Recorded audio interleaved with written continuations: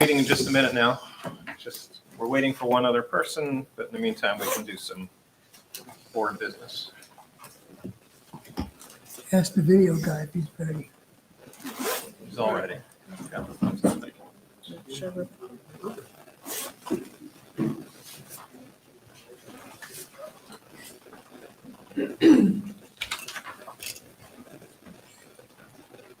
Do we have anything other than minutes? Introduction. Just talk slow.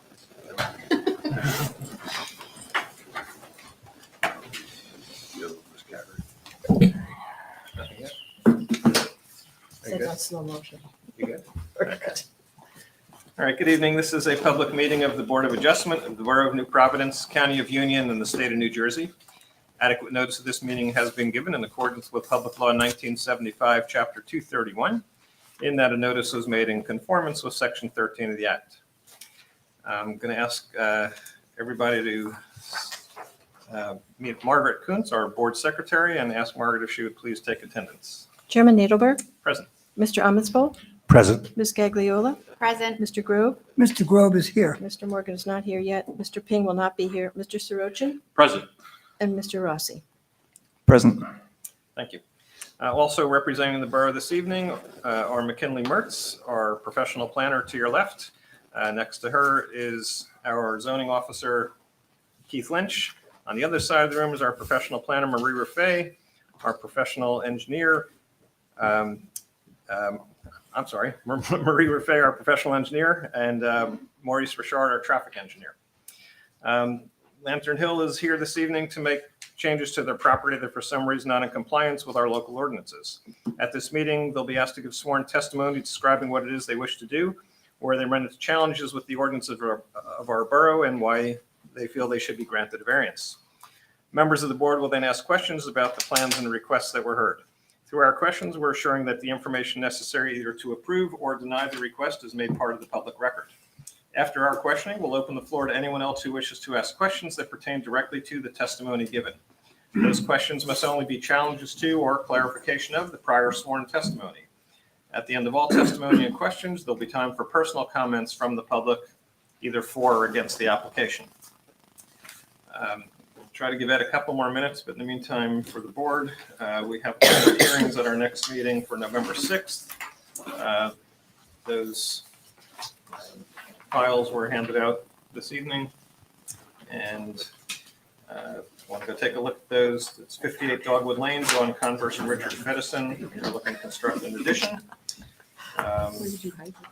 Catherine Bowler, 24 Earl Place, and she is looking to put an addition on as well. And Michael and Christine Stramandinoli at 50 Crescent Drive, looking to put an addition on as well. We have minutes from our last meeting that Margaret put together, and that is for the October 2nd meeting. Does anybody have any questions or comments on those minutes? They were voluminous and well done, Margaret. I would make a motion to accept them as submitted. Is there a second on that? I'll second. Thank you. All in favor? Aye. Aye. Opposed? Much there. Okay. All right, I think we should get the meeting started without Mr. Morgan, and we'll see if he joins us as we go. So this is a continuation of the hearing of Redwood ERC, New Providence, known as Lantern Hill. And There he is, There he here is. he comes. saved by the bell. Okay, Mr. Pantel, you want to start your evening? Yes, I'd like to do that. I think Mr. Morgan is about to be seated, so I'll Yes. wait just a moment. Doors are locked. Doors are locked? Yeah. Get out. Yeah. Key. You should have, give you a key. The front doors? That's Every what- door. Okay. Oh, I just came in the front. Wow. Oh, Go ahead. okay.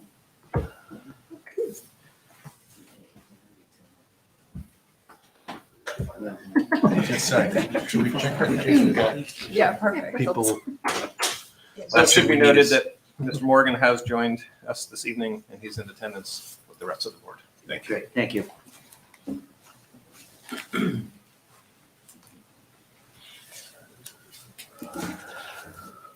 I just have one moment. Sure.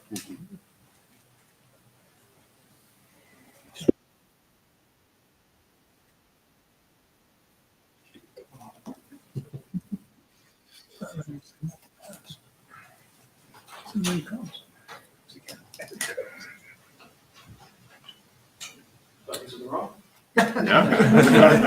No, I just wanted to make sure, when when Mr. Morgan came in, I heard him say something about the doors being locked. I wanted to make sure that's not the case. I think Chief Hen just went to go check. I just called this fast. Okay, great. Okay, thank you very much. And nobody's waiting. I didn't go check that. Okay. Those are open. Yeah, those are open. Okay, great. Thank you. Appreciate that. Okay. So thank you for that brief announcement about the carrying of our application. That is correct. We're here tonight to present testimony on two subjects, landscape architecture and traffic engineering for the project. Recall at the end of the last meeting, there was some discussion about ambulance service. We're deferring that continuation of that discussion until the next meeting of the board, at which point we would present planning testimony as well. So we have with us tonight our traffic engineer, John Harder, who's testified before this board before, in particular on prior applications for this development. I would just ask the board to bear in mind in focusing on his testimony that we are proposing a reduction of units, as you'll see in a neat table that Mr. Harder will be presenting, of either 281 units if we have no conversion of the healthcare units to independent living, the independent living units to healthcare units, as we previously advised, or a reduction of 178 units if that full conversion is done, again, as previously described. So when we before the board with an application for amended site plan approval, the focus needs, of course, to be on the nature of the amendment, what that does to your traffic. In this particular case, you'll see there's order of magnitude of say 15 to 18% reduction in trips as a result of what we're proposing. He will also be addressing the newly proposed gatehouse and queuing associated with that, which was raised in a report that we received, as well as the new service gate on South Street entrance, which I believe you'll see has a minimal effect on circulation and any of the traffic engineer's conclusions. We also have with us tonight our landscape architect, Amol Deshpande, who will describe the landscaping plan, including the supplemental plantings. You'll see that the plantings are quite comparable to what has been previously been proposed. We're not seeking relief from any of the landscaping requirements that were previously proposed, and he'll be more than glad to explain in detail the additional landscaping which is proposed as part of the plan and its relationship to various site amenities which are also included in the proposed plan. So if there are no questions at this point, what I would like to do is have our our landscape architect come forward, Amol, to describe the landscape plan for the board this evening. Be sworn in, please, sir. If you would raise your right hand, as well as our board professionals, if I didn't already swear you. Do you swear to tell the truth, the whole truth, and nothing but the truth, so help you God? Yes. Thank you. And if you could just say your name and spell your name for the record, as long as your address. My name is Amol Deshpande, AMOL, last name DESHPANDE. Thank you. So could you please address for the board the nature of your professional qualifications and your involvement in this project? First of all, good evening, everyone. Yes, my name is Amol Deshpande. I'm a principal at LSG Landscape Architecture. I have been working in the field of landscape architecture for over 24 years. I've been with LSG for 22 years. I am registered in New Jersey, Pennsylvania, Maryland, Virginia, and Washington, D.C. I've been fortunate to be working on senior housing related projects since 2005. So I had the privilege of working with several senior housing providers, including Erickson. And I also worked on the neighborhood one of this project. And when you say you're registered, you're duly licensed landscape architect in the state of New Jersey? Yes, I am in the state of New Jersey. I have also presented in front of various planning commissions and planning boards and mayor and councils before. In other years as well. Yes, Thank Arlington, you. Virginia, Fairfax. Yeah, so we would ask that Mr. Deshpande's testimony be admitted as expert testimony. I'm just confused. Say you're registered, but are you licensed? Yes, I'm licensed. Licensed. Right, And the registered license. License is still Yes. in effect as we speak. Correct, yes. Right. So without objection from the board, we'll accept you as a registered architect, landscape architect. Great, thank you. Thank you. So you please proceed to describe for the board the proposed landscaping plan that's included in the site plans that have been submitted and which are now under review. Sure. So LSG Landscape Architecture has been involved with this project since 2012. We helped Erickson with the design and planning, landscape design and planning of Neighborhood 1. In 2020, we helped them with the planning and design for Neighborhood 2, got the approval for that in 21. So based on that experience, I'm familiar with the previous design of the site and the landscape that evolved through very thoughtful comments and from the board as well as from the community. So when we started working on this new layout, we wanted to make sure that we are not diluting any kind of issues that were raised before. We are continuing with the design process that was approved in the last round. So when I compare the previously approved plan with this new layout today, I can confirm sort of three things. First, we are maintaining the quality and quantity of landscaping that was in our previously approved plan, including the buffer planting, and I'll go into details of that. Second, we are maintaining the high quality of various amenities that were provided in the previous plan. In fact, we are adding more to them during this round. And third, we are continuing with Erickson's commitment to improving the quality of life by catering specifically to the physical, social, emotional, and intellectual wellness and well-being of our residents. So speaking of the landscaping, we know that the visual relationship of this community with its surroundings, say Mountain Avenue or Southgate Road or our neighbors on the north side, is very critical for the applicant as well as for the community. So we continued with the three-pronged approach that was devised with your comments during the last round, which includes, first of all, maintaining the existing stand of trees between our loop road and let's say Mountain Avenue or Southgate and the properties on the north. So we are maintaining and preserving all of that wooded area. We are adding trees on both sides of the loop road. All of these will be either native tree, they are native trees as proposed, and they will be minimum 3-inch caliper trees. And then third thing is we are, as previously approved, we will be supplementing the existing tree buffer with additional trees. And I'll go to the next exhibit here to illustrate that. Hold, control, and then forward. Okay, so just for the record, the overall site plan that's been on the board while these introductory remarks were made is the site plan that was previously marked into evidence at the last hearing. It's the colored rendered site plan, Exhibit A3. But we now have in front of us a new buffer exhibit, which has not previously been marked. It's a colored blow up of some of the buffer plantings along the loop road, particularly the northern portion thereof, which we'll call out as Exhibit A17. Correct. Thanks, Glenn. So this exhibit here, which is similar to the one that was produced during the last round, this indicates how we are providing the trees on both sides of the loop road, how we are preserving the wooded areas, and also how we are adding additional trees where we see the gaps. However, I will say that we will provide those trees during the construction with the help of our arborist, making sure that we are not disturbing too much of the critical root zone of existing trees. So we will take care of that during the construction. And we will plant them as part of the construction of building 2.1 and 2.2.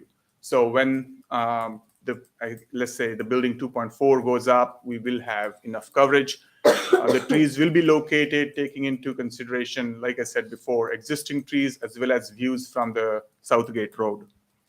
So a similar careful approach has been taken when we think about the landscaping inside the neighborhood. We are using landscaping to buffer all the parking areas as well as utility areas. When we talk about the planting palette, when we compare, again, the last approved planting palette and this one, you will see that we are using a lot more native trees. For example, we hope to use 100% of our trees as native trees. Our shrubs, ground covers, perennials, we will be using a lot of native and adapted trees based on microclimate and sunshade analysis, and also to make sure that we have seasonal interest and the maintenance and everything else. But we will make sure that the planting palette supports the native habitat and enhances the native habitat as well. In general, the previously approved plan had proposed about 420 trees within the neighborhood too. And plus we had 36 trees within the buffer areas. So we will have at least that many trees, if not more, in the new layout as well. I think that's kind of what I have. Then I want to talk about the outdoor amenities again. So I'm going to go back. Now I'm on the Exhibit A3, which is the overall site plan. So when we talk about the outdoor amenities, Erickson and our team conceived this project with a mission to help people live better lives. And one of the standing features of Erickson Living Communities is the carefully curated and diverse program of outdoor recreational amenities, along with the high-quality, attractive landscaping. So the previously approved plan featured various amenities such as landscape courtyards, dining terraces, fire pits, landscape terraces, walkways. We are providing all of those, but in addition to that, we are going a little bit further, because when we talk about the new layout, we have realized that the building coverage has been reduced by approximately 24%, 24.75%, if I'm not mistaken. So that gives us a little bit more open space. Also, we sought feedback from the existing residents, and Erickson has done market analysis. So a combination of all of these factors has allowed us to add a number of additional amenities. These include a pair of bocce ball courts, an outdoor exercise terrace, a pickleball court, a dog park, a meditation space, and a community garden. All of these amenities are strategically located throughout the campus, considering accessibility, phasing, as well as the terrain or the grading. The terrain or the grading is really a sort of integral part of the design process. And you can really see that along the axis, the north-south axis through the building 2.1. The building 2.1 is sort of heart of the whole community, where there are a lot of amenities, including dining, gym, as well as what's the Life Enrichment Center. So we are providing several complementary outdoor amenities along with all the indoor amenities that are provided at building 2.1. For example, right near the drop-off area, on the right-hand side, we have on the right-hand side of the drop-off area, which is in front of the building 2.1, we have a passive garden space.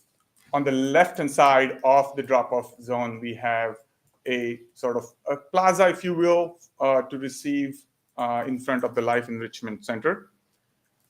Between the Life Enrichment Center and building 2.2, we are developing a nice little courtyard that will include like a pergola, a place for an outdoor TV, which may be a portable TV. We have some multi-purpose lawn areas, as well as lots of flexible seating opportunities. So the courtyard, we hope that it will be used as an extension of the Life Enrichment Center, and also may serve the sales center that is right next to it. Between the building 2.1 and 2.2 on the north side, we also are developing a fitness terrace, which is right outside the indoor gym. And then behind, on the north side of the building 2.1, right above the parking garage, we are developing a landscape terrace, which will feature a pair of bocce ball courts, fire pit, outdoor dining areas, which again are associated with indoor dining facility, and group seatings, as well as landscaping. You will sort of descend down from that terrace by a way of series of steps and terraces into a great sort of courtyard that is formed by building 2.1, 2.3, and 2.4. This courtyard really forms sort of the heart of the whole community in terms of outdoor amenities. It has a lot of grade change, and we have taken advantage of that by developing a beautiful meandering pathway system that connects all the buildings and the amenities. One of the major amenity within the courtyard is the amphitheater, which is specifically designed to serve the community's needs. It will allow residents to gather for organized events, enjoy outdoor concerts, or engage in conversation amidst a beautifully designed communal area. At the north end of the axis, along the Loop Road, we are developing a pair of new amenities, which include a pickleball court and a dog park. These two amenities were like highly sought after by the residents. I work on a number of other Ericsson projects, and I have seen that in almost all new projects that Ericsson is working on. So the pickleball court itself is a full-size pickleball court, 20 feet by 44 feet and then it will have a 10-foot run-out space on all four sides. It will have an 8-foot tall fence on all four sides. The dog park itself will have a 4-foot tall fence on four sides, and it will feature a synthetic lawn for ease of maintenance, as well as boulders and few play features for the dogs. We will have several large trees and a pergola structure between these two amenities to provide ample shade for the residents. It is important to note that we are not providing any kind of sports lighting or anything for any of these amenities. We don't anticipate people playing this after the sunset. So that's very important to note. Then I want to talk about, when we talk about improving the quality of life through the design, one of the important things to talk about is accessibility. To cater to our residents' physical and social wellness, all outdoor amenities are meticulously designed to ensure that every resident, regardless of mobility limitations, can enjoy and utilize all the amenities. We are ensuring that all pathways are minimum 6 feet wide. They are made of a non-slippery material, mostly concrete.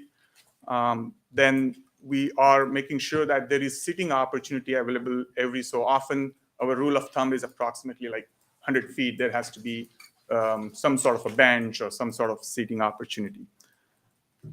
We are also making sure that despite the grade change that we have on this site, all the pathways are less than 5% in slope. If they are by chance more than 5%, we are providing handrails and landing. But the goal is to always have pathways that are less than 5%. And in general, the layout of the pathway provides very easy and convenient access for the residents from the buildings to the amenities and back and forth. Community gardens have also proved to be an important and popular amenity as they promote a healthier lifestyle and help our residents in relieving stress and increasing the wellness. all the garden plots, we already have garden plots in neighborhood 1, and they're all sort of occupied and they're very much sought after. So in neighborhood 2, we are providing a community garden which will feature 21 garden plots. It will have fence around and it will have a small tool shed. So, and that is located just north of building 2.4, right along the loop road. Then along with the physical benefits, we all know that the time spent in nature also benefits seniors with the restorative effects of nature, supporting their mental health, cognitive functions, and spiritual well-being. Our design has really prioritized saving significant stands of existing trees. So, and we are constantly supplementing them with additional plant material, creating beautiful environment. And so we are hoping to develop a contemplative nature walk behind building 2.3. I'm pointing here, but it's behind 2.3, between 2.3 and existing neighborhood 1. Over there, we have a significant stand of existing trees, and we will add more trees and develop some meditation areas over there because we think it's going to be very nice and quiet along with existing trees. So we really hope that these areas will help our residents enjoy nature, tranquility, and really help them distress. In closing, I would say as a landscape architect, it's always a great pleasure to work on projects that promote the well-being of the residents and considers their unique needs. So we really hope that the outdoor spaces we have designed here, they help nurture and enhance the lives of the seniors who call this community their home. So thank you very much for your time. I'm here to answer any questions you may have. Could you speak a little bit more about how you're addressing possibly enhancements to the buffer at Ryder and Southgate? Yeah, so let me go back to, I'm on exhibit A17. As indicated in this exhibit, the white colored circles here, let me point, yeah, all of these circles between the loop road and the Southgate road, they indicate additional trees. And so we are hoping to, when the construction starts, we are hoping to actually go there on site, identify which are the best location to add trees. And then based on the views from Southgate, we will add evergreen trees and not, it's a little bit something we have to analyze on the day of the construction because evergreen trees typically need a lot of sunlight. And if there are lots of existing trees which are going to cast shadows, they won't be really happy. So we have to plant the evergreen trees. We would like to plant as many evergreen trees as possible, but we need to take into consideration all the existing trees and so on. So we know the most effective screen would be right in the viewer's face. Right. And if you would look at the northern curb line of Southgate, and just behind the fence there is probably your best opportunity to plant as large a buffer as you can to augment what's out there. Okay. Have you also assessed the health of the current buffer that's there today, and what's your opinion of that? I know we had done that during the last application process. We haven't done that recently, so Okay, well, we will have to. I think, well, construction has started, by the way. As you know, there's been significant earthwork done over the last few years, so you're not waiting to start. It has started and stopped. I want to know maybe a little bit more, if you can, just your assessment of the health of the buffer along Southgate, particularly, and beyond the retention area, heading north towards the Darby Court area. Can you speak to that? No, I have not been able to assess that area from the tree health standpoint yet. Okay. So I guess we will. Yeah, but I think we certainly have no problem stipulating that, consistent with the testimony indicating there would be appropriate field adjustments made in that buffer. As part of that, definitely to assess the health of the existing buffer and to select locations for the enhanced trees that will preserve the health of the existing buffer, and obviously not put the additional tree plantings in locations that would inappropriately disturb the area needed for existing healthy trees, because we know that site disturbance obviously can be a real issue when you enhance a buffer. Can we also say that that happens first to give it a head start? Yes. This is a multi-year project, and I think Yes. the Right. faster you get the buffer installed, the better chance you have of it being effective, because you'll see what takes and what you have to redo. Yeah, exactly. Absolutely. And we are prepared to install that buffer in connection with the initial construction of buildings 2.1 and 2.2. Okay, So we have no problem stipulating to that. It's a good point. thank you. You indicate several locations where you're going to be removing ash trees, 4 and 5.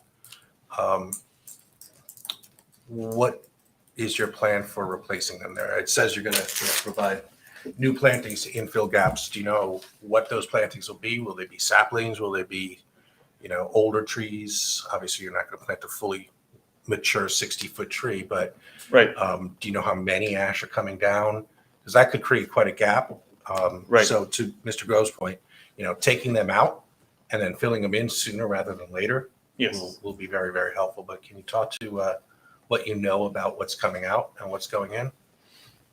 Yeah, unfortunately, I don't know the exact number of ash trees that need to be removed because the assessment I have is a bit older. So as Glenn pointed out, we will definitely take action on this as part of our very initial construction. We have arborists on staff who will come here to assess the health, make sure that, if the trees are good, then we figure out the critical root zone. If they're not good, then we remove them. I would say in general, if we have the strategy for planting the type of tree you asked, what type of tree we might plant, is if we find that we will have enough sunlight, we will definitely plant evergreen trees. If we feel like there is going to be not enough sunlight because we are trying to sort of put it in between a stand of existing trees, we would go with something like dogwood or redbud or something that's gives you some color, interest, but also thrives within the available sunlight. A I think 60-foot they get- ash versus a No, 20-foot dogwood. right. Yeah, I think But you we are gotta adding 36 plus trees, and I don't think we're taking that many ash trees out. But Glenn, I don't know if you know the exact number of trees that we might be taking out. I couldn't tell you that offhand, but again, and by the way, with respect to ash trees, is there any issue with the health of some because of the ash borer elms that have been affected? Yeah, I mean, if you have one ash tree that has that, then it's likely that a lot of ash trees will have that. It's just the nature of that pest; it just spreads. So I would say we can get our arborist here to assess the health of that particular buffer and figure it out. Right, but the bottom line is you'll definitely assess the health of not only the buffer generally, but also the ash trees, and where feasible, again, without impairing the health of the existing trees within the buffer by inappropriate disturbance, you'll be replacing trees that are being removed. And we will abide by the minimum numbers of thresholds, new plantings specified in the resolution of approval for the That is correct. neighborhood Yeah. 2, right? And the other thing we can do to achieve a better, yes, like Mr. Jeff said, is it's better to plant a tree right where the viewer is, right in front of his face. But another strategy, because we are there is elevation change, we could plant right up against the loop road, which will have very little restriction in terms of sunlight or whatnot. And that's kind of what I'm actually showing at number 7 here on this exhibit a row of evergreen trees, which is right in front of building 2.4, which is the closest portion of the building towards the loop road. And so we are hoping to definitely have evergreen trees right there as part of that. So it Yeah, will, I'm more concerned. I know you're going to screen as well as you can. Yep. But there is a particularly large grove of trees and scrabble and other stuff. Yep. That whole section from Ryder up Southgate. It's not just screening, right? It kind of contributes to the aesthetic of that neighborhood, right? Even though you're right in the middle of New Providence, you're staring across the street at nice woods. Right. Actually, I think they could be nicer, right? They're a little messy, but Well, I think you guys will fix some of that up too. What I don't want to see is screening taking the place of dense, forestation, right? Where you're taking out the ash trees, putting back something that's smaller, Right. and might provide screening, but changes the real dynamic of that Yeah. area, right? Because swapping out a stand of Correct. evergreens also is a bit different than having, Yeah. these 30-inch caliper ash trees. Yeah. The sad part is ash trees are gorgeous, right? Yeah. They're beautiful trees and have a nice, canopy, but they're gone, right? Right. They're dead. This stupid insect is killing them all. Yeah. So you got to take them out, but I'm just Right. concerned in how you're planning on replacing them, not just the screening, but the aesthetic itself. And you're absolutely right about that. And when I said ornamental trees, I didn't mean that we will only plant ornamental trees in the interiors.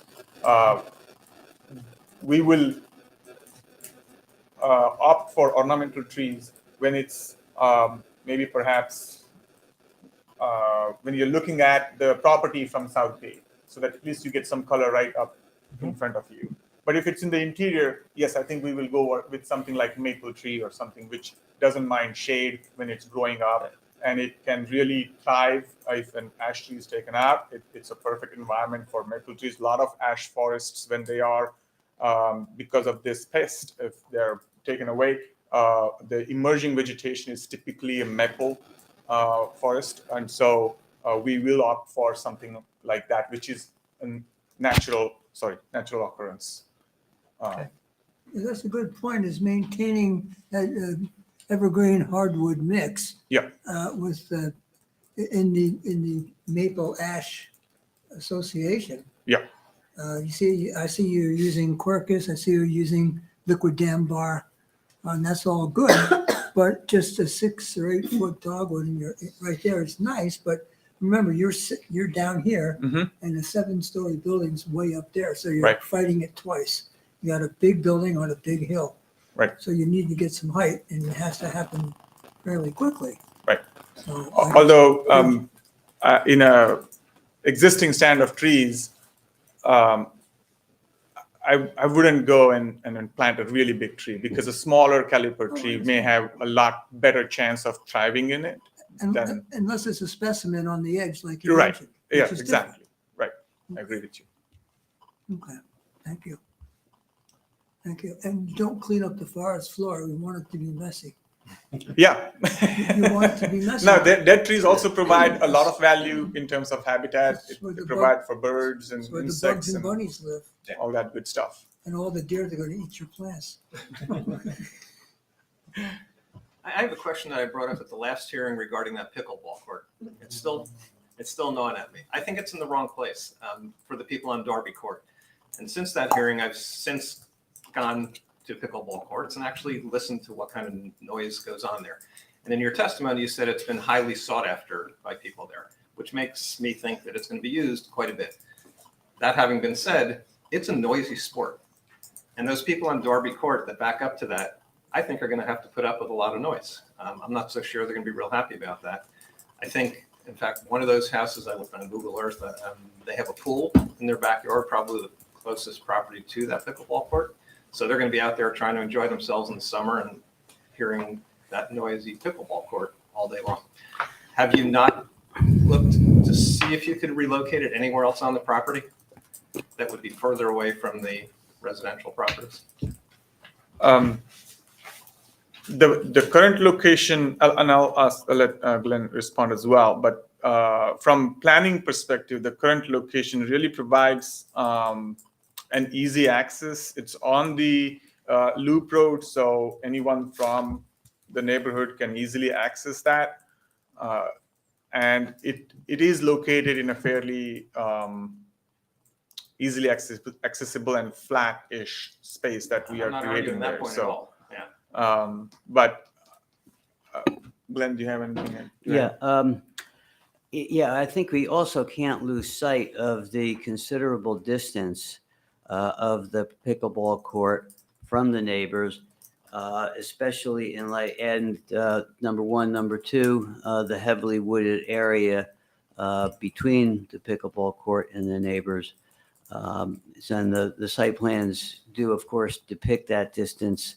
And What is that distance? yeah, Anybody have an I can idea? tell you in a moment, or certainly before the evening is done, I can tell you about that.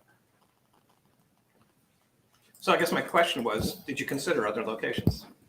I know it's an accessible one, it's easy one, it goes nicely there, looks nice on the plans, but in Right. reality, can you put it somewhere else? We looked at several locations, but Yeah, I think that one of the key constraints is the grade. The site does have a number of challenges regarding the grade. So I know that was a really compelling reason for choosing that location. And we weren't insensitive to its distance from the neighbors. We thought it posed a good combination of considering different factors, given its distance from that neighborhood that you're alluding to on Darby, number one, the wooded area between it, number two, the fact that there will be no playing after dusk. This will not be lit in any way, shape, or form. So they're not going to have people disturbing, in the evening hours. I know, it's the daytime hours though, in the summertime that I'm talking about, which is from 7 in the morning to 9 at night. If you're talking about a 14-hour daylight where that. Well, if not it's- quite 9 at night, but yeah, I know, in the 8 at summer night? it can get to, Yeah. well, certainly 8:30 at night. Actually, I play this game myself, so I know, even in the summer, it starts getting a little too late. And you realize how noisy it is then. And Well, there's obviously some noise associated with it, but bear in mind that we have considerable distance from the neighbors. In fact, Rob Strecker can just give you a comment, or I can stipulate that if you give me half a minute. Sure. Looks to me like it's about 600 feet. 600 feet From the house. from the house to the pickleball. 600. See how close it is. So the distance from the court to the nearest house, as shown on the site plans, is some 225 feet. So you're talking over 2/3 the length of a football field through a wooded area. And that's densely wooded, right? I mean, how would you describe that from your professional? yeah, I think it's a fairly densely wooded area, and also we are. I believe the loop road was curtailed back, so away from the wooded area a little bit. And is that right, Rob? And so that means we are actually able to protect the woods that are between the resident on the north side, Darby Court residents, and our property. So we have pulled the loop road back that would allow protection of those woods. Would the retaining wall around it provide any additional acoustical reverberations to keep it in instead of bouncing back to the residents? The retaining wall may not, because it is only right too up low. to the court, but there is a fence, and Yeah, so your retaining wall is not above the grade of But the it slopes surface down, of the court, right. so it's not going to have that. Sorry, your site plans froze my computer, so I couldn't zoom in on the grade. Okay, sorry about that. Yeah, but that's right, I forgot that slips down, so. Right, understood. All right, I'm not going to press the issue. I just wanted to know if there was a better place, another place to put Right. it that could be, still don't get that answered, but And why not? I mean, there's a lot of, if we can go to the larger site plan, Mhm. because I'm tending to lean towards your perspective on this. Can you go to the larger site plan, the overview? previous slide you were showing. Yeah, I mean, there's a lot of green space between neighborhood 1 and 2. There's space down to the right-hand side of building 2.1, right on the border of neighborhood 2, us and neighborhood 1, between 1 and 2. Why not include it closer to the interior of the property? It's your pickleball court, it's your noise. You live with it, right? Why shift it over to the neighbors?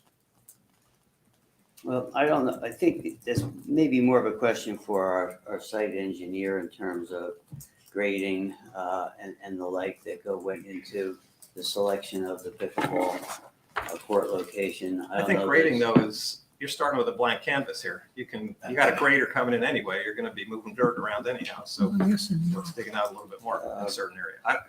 Again, it's an opinion I have. And It's Maybe not no one else agrees. necessarily a completely blank slate. You have to be practical and look at it in relationship to the grade of the buildings around it. We can, before the evening is out, maybe we can confer with our engineer on that.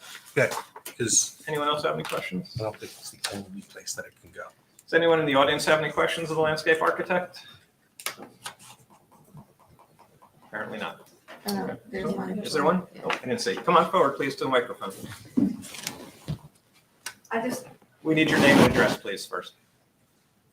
My name is Carol Pasquale. I'm at 535 Mountain Avenue, US 612.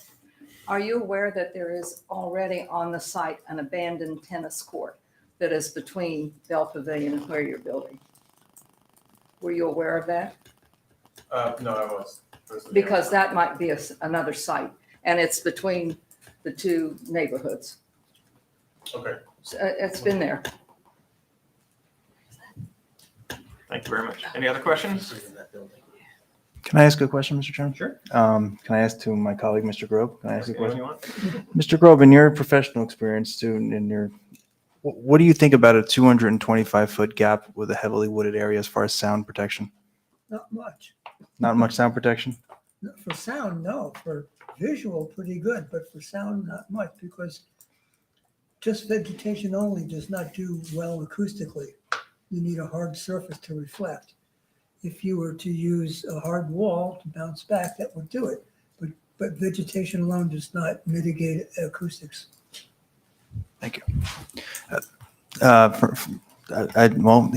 He knows a lot more about it than I do, but it does seem to me that it's a pretty good distance. I mean, in my view, the sound of a pickleball court is not the court itself, it's the racket, right?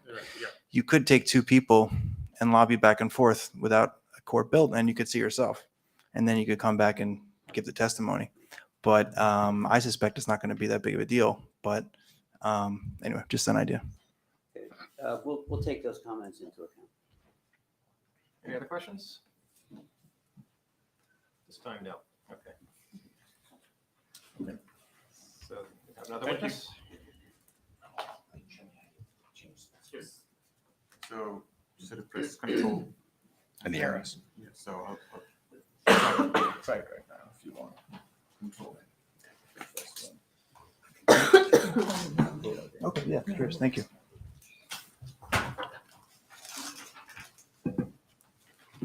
So our next witness, as you know, is John Harder, our traffic engineer.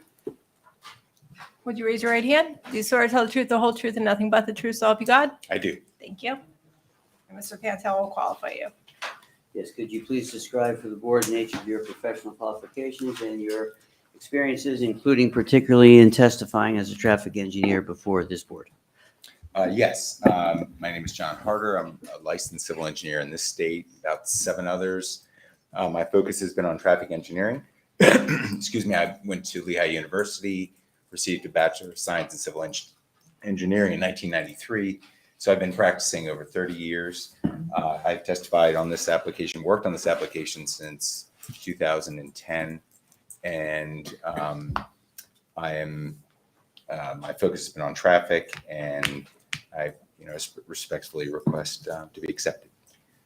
We've heard your testimony before, and as long as your license is still good. Yes. And force, we will accept you as the expert in traffic. Great, thank you. Thank you very much. So could you please proceed to describe for the board the nature of your analysis, focusing in no small part, as I previously mentioned, on the change from the prior previously approved application that was approved in 2021 to the current proposal, not least of which, of course, is the reduction in the number of units of either 218. If there is no conversion of ILUs to healthcare units, or a decrease of 178, if you do have that full conversion. Yes, sure.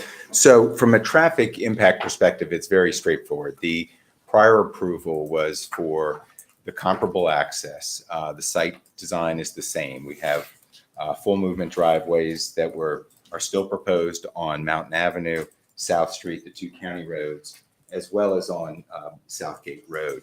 So that has not changed. What has changed is the intensity of the site traffic, which has been reduced. And the prior approval had 1,193 total units and a mix of independent living and healthcare units.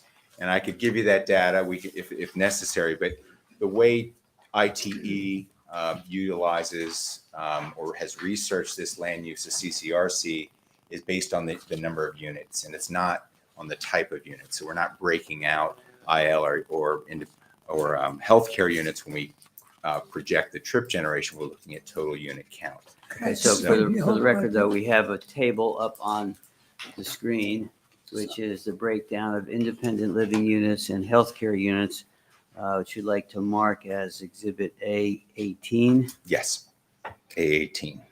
Mr. Harder, why wouldn't you separate the difference between healthcare and independent living? If I'm independent living, I can come and go as I please. If I'm healthcare and I got somebody helping me out, I'm not going anywhere. And maybe somebody's not visiting me too much. How can you not differentiate the two? Right. IT does not give you that ability. So it's just on the You said total. you did it though. I'm sorry. Didn't you say that you made the analysis? Did I hear that wrong? We did, but we've done, well, I'll get into it. We studied the Pequannock site that Erickson operates, Right. and I'll go into that. We actually counted that and found it had a comparable percentage of independent versus, healthcare units. Right. And we found it was slightly lower than the ITE rates. Right. So we stuck with that. My guess is that the independent livers, as you said, will be more apt to drive, but the more healthcare units you have more assistants and employees on the site. So maybe that is the reason it's not just the independent I livers. think they're coming either way, but your trip generation by an independent liver can be 2 or 3 times a day, where if you're coming to work, it's one thing. Right, but if you have more healthcare units, you're going to need more assistants and more employees. Yeah, you have more employees per capita for healthcare units, number one. Is that correct? Correct. Number two, to your point, is that you did measure traffic counts for other development, other CCRC? Correct. We counted the current sites in neighborhood 1, and then we also looked at the Cedarhurst site. Cedar Crest. Excuse me. Okay, and the trip generation that you actually measured from the CCRC, was that actually less traffic being generated than would be called for by the ITE That's right. tables? Correct. Okay. So and- we ultimately used ITE because it was found to be more conservative. Okay, you started off referring to ITE, but I think it would be helpful to explain to the board what ITE is and why you use IT, so-called ITE. So tell us what ITE is and what the insignificance of it is. Sure. So the Institute of Transportation Engineers, if you hear traffic, testimony, you're generally going to hear about the ITE and the research they've done. So in the trip generation manual, they've compiled data from many different land uses and created trip generation rates and equations, in some cases, graph the data to determine the best way to approximate, project if you have a new development. And so we've done that with the CCRC. IT defines that as land use 255, continuing care retirement community. And there's no way to break out the type of units. Okay, and is the ITE formulation and their projections based upon numbers of units and for that matter, based upon areas of different sorts of uses like office use, et cetera. Is that the widely accepted standard that traffic engineers use and that you have used any number of times over the years in your testimony? I know of no other standard except counting another site like we did. And when you counted the other site, it actually projected more traffic, less traffic than you get with using the ITE formula. That's correct. So your feeling is, your conclusion then is the ITE formula is conservative in the sense that it's actually projecting more than you saw from actual counts. That's correct. Thank you. So the table gives us a history here with the previously approved development, which had a total of 1,193 units, as you can see. And then the range of ultimate units would range from 975, which would be a reduction of 218 units compared to the prior approval, or up to 1,015 units, which would be 178 reduced trips or units, excuse me. And so that's a reduction in unit count or trip generation of 15 to 18%. So given the prior approval, we have the same access. So, just from a broad look at the application from an impact perspective, it's an improvement over what was previously approved.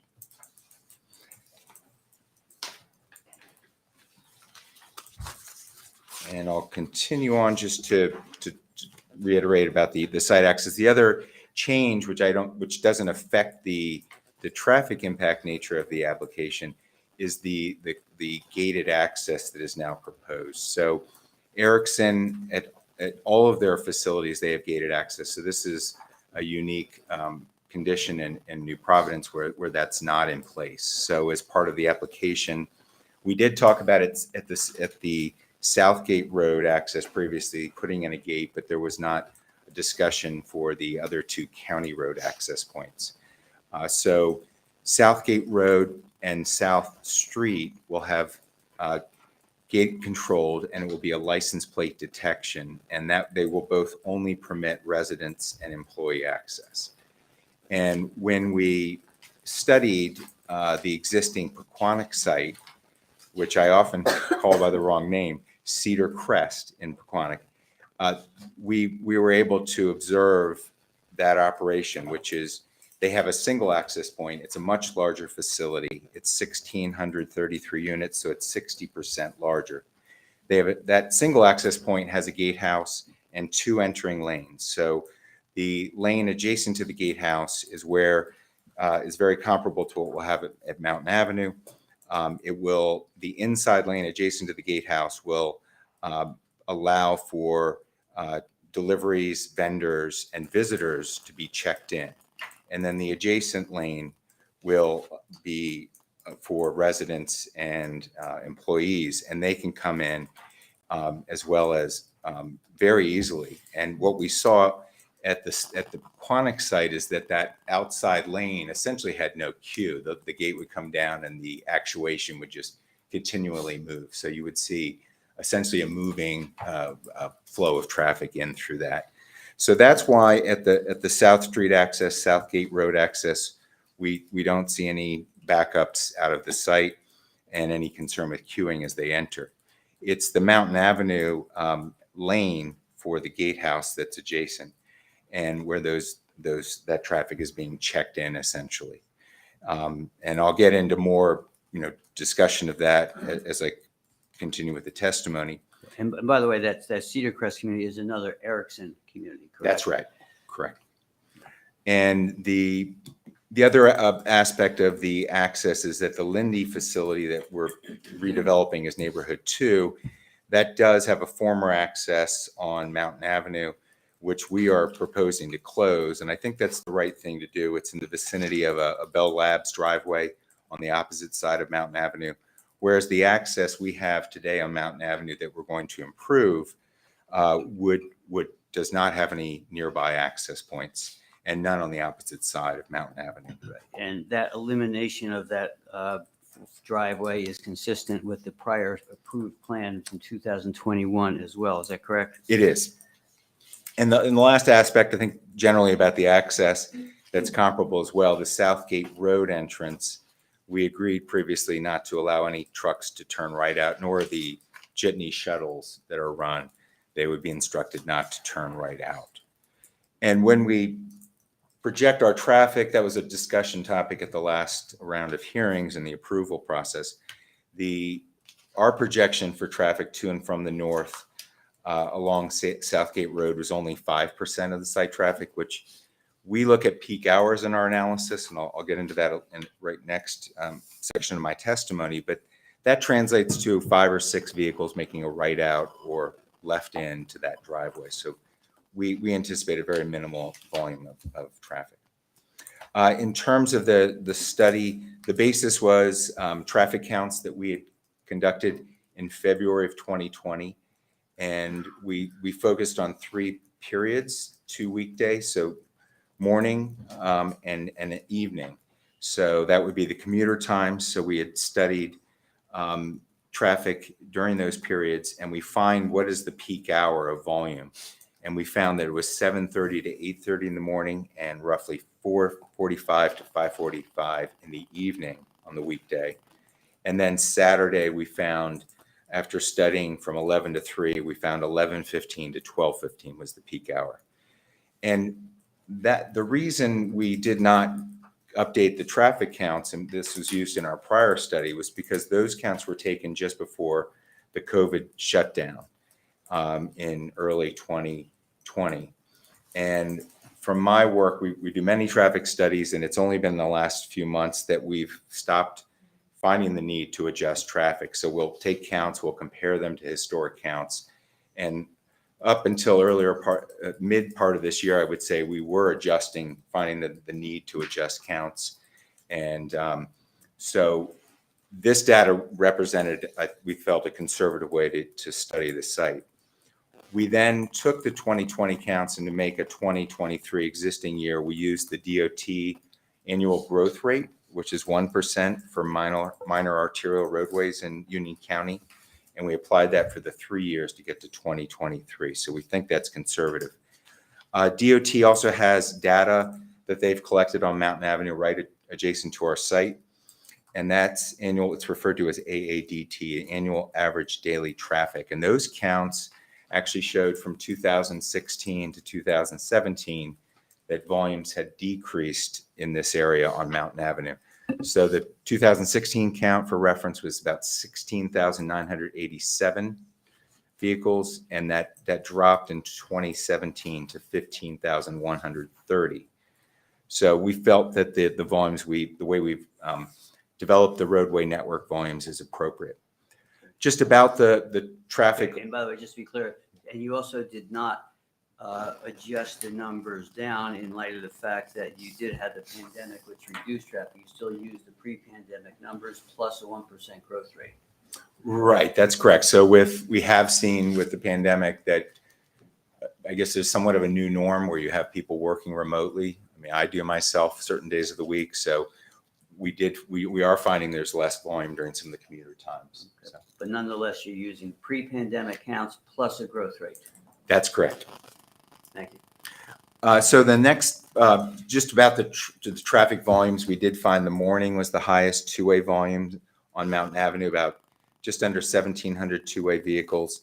And that's the lowest of the 3 peak hours trip generation from ITE. So I think that dovetails well with the volumes on the road. PM was about 1,350 two-way, and Saturday about just under 1,000 two-way. So the times that the trip generation is the highest was the evening peak hour from ITE, and that's when the volumes were quite a bit lower than the morning. And then Saturday, the volumes are the second highest for the trip generation when the road network actually has the lowest volumes. In terms of the trip generation increase, so if we look at the greatest number of units that we would add in the case with a total of 1,015 I described earlier, that would be 484 additional units.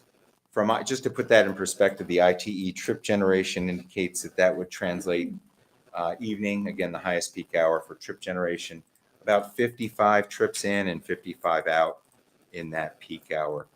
The other peak hours are lower, as I noted.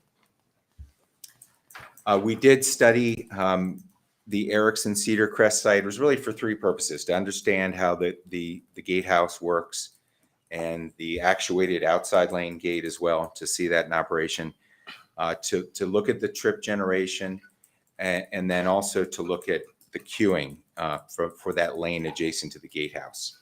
As I noted, that site has 60% more units, so it's very conservative to study.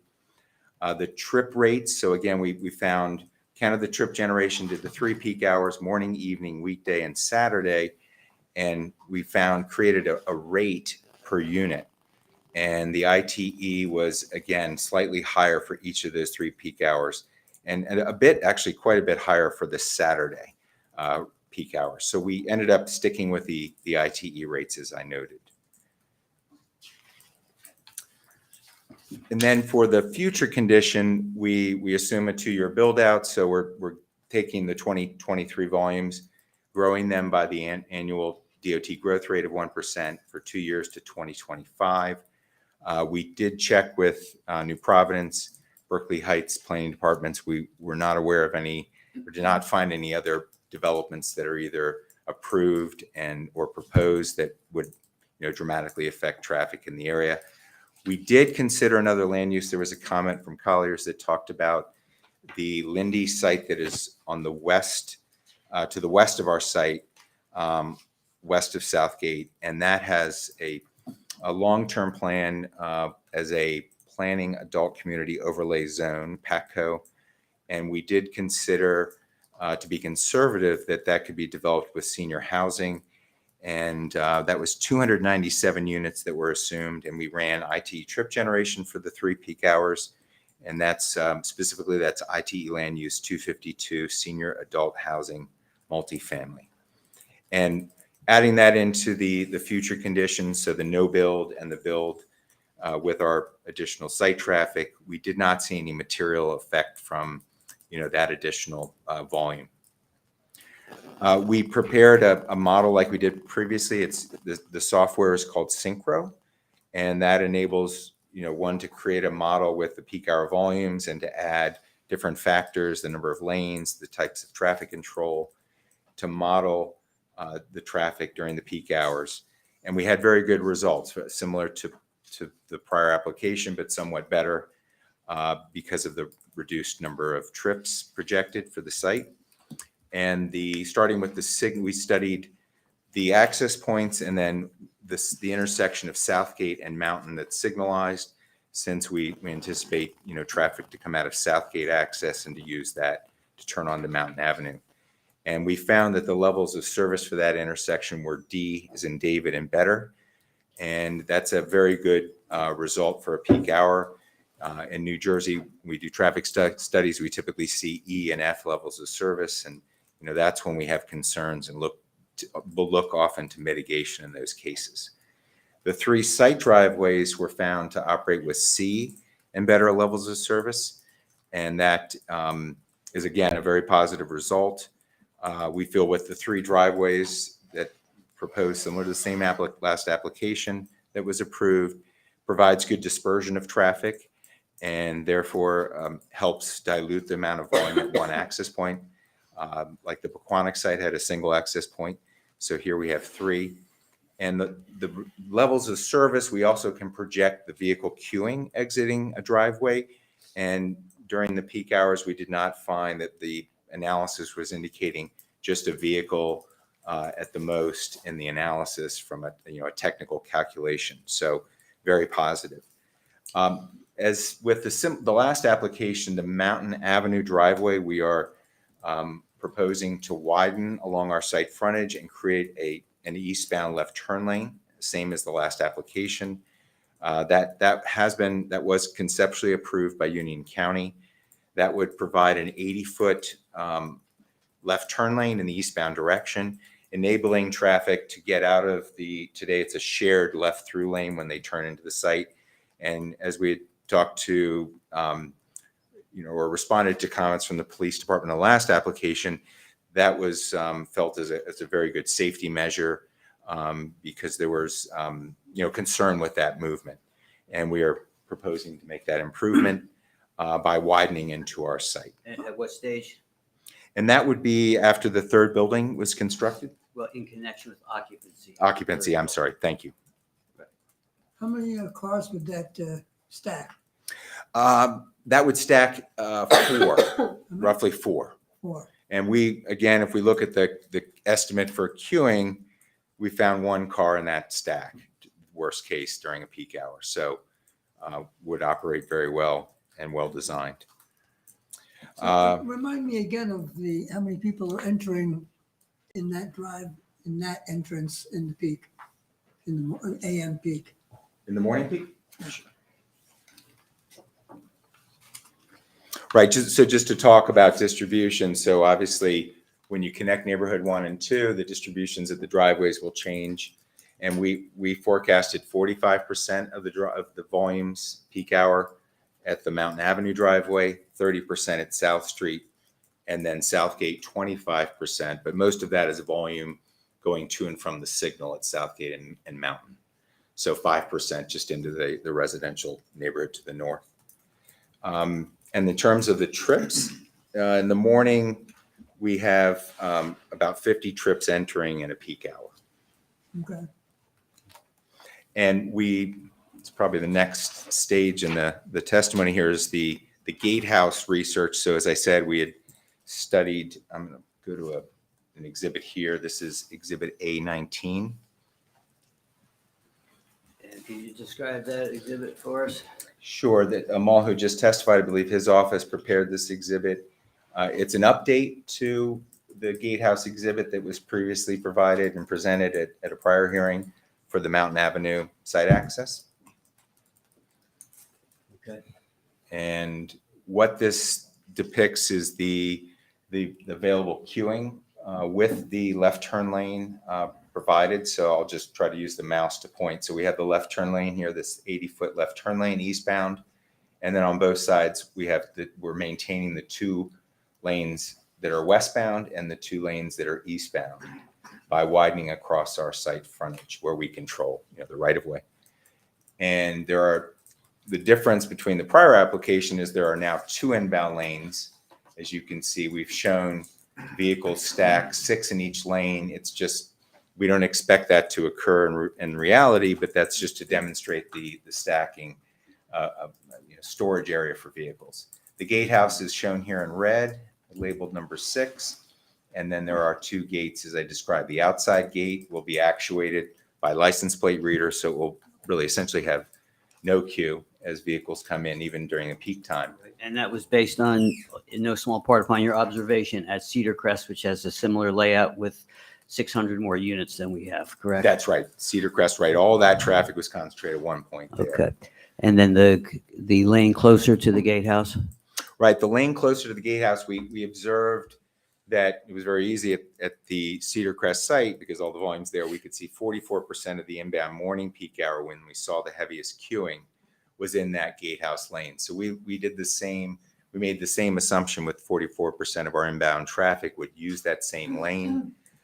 We also observed at Cedar Crest 5% truck volumes entering at that time. So we did the same, use the 5% as well. And then we actually went to another software. It's called Vism, but it's somewhat like Synchro, but a little more sophisticated. And that allows us to model the nature of the gate by the gatehouse and using the service rate that we found from the Cedar Crest site. And what we did is when we found that longest queue in the morning at Cedar Crest, we found out that the average service rate for that longest queue and what that was per vehicle. So that turned out to be 35 seconds average during that maximum queue. And we applied that to the Vism model, and we ended up finding 4 vehicles would stack at a maximum on the inside gatehouse lane. And just to explain what happens in that maximum queue that we saw, what created that was one small van that was coming in that had some issue with, checking in, and that took 83 seconds. So it was about a minute and a half that one vehicle created that long queue. Unfortunately, the Cedar Crest site doesn't have a situation where they can pull vehicles forward. We do in this case. So at many Erickson sites, they do have that provision.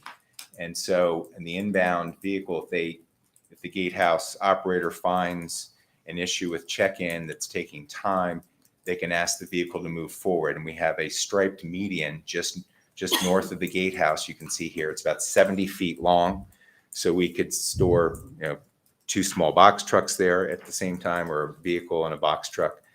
I would expect it would just be one vehicle at a time. And that would enable us to ensure that the queuing in this lane would not be a problem.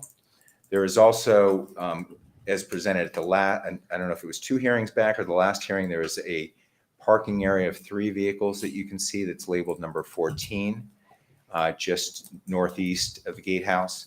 And that is 3 spaces. One would typically be occupied by the gatehouse operator, and then there would be 2 open usually, and they could also be used if necessary. Doesn't seem like that would be the case, but it's an extra, factor of safety. Mr. Harder, somewhat adjacent question. I'm looking at, and we talked about this at one of the previous hearings, along the Mountain Avenue sidewalk, the pedestrian crossing there is now getting awfully long. And we asked the question about possibly extending the planted median into the crosswalk so you had a refuge for pedestrians that couldn't make it the whole way, having possibly some slower moving individuals. So what is your opinion of that? Well, I was on discussions with our project team, and that was determined not to be a viable solution. Why? I'm not fully sure of that. but Hold on I- one moment, please. Thanks.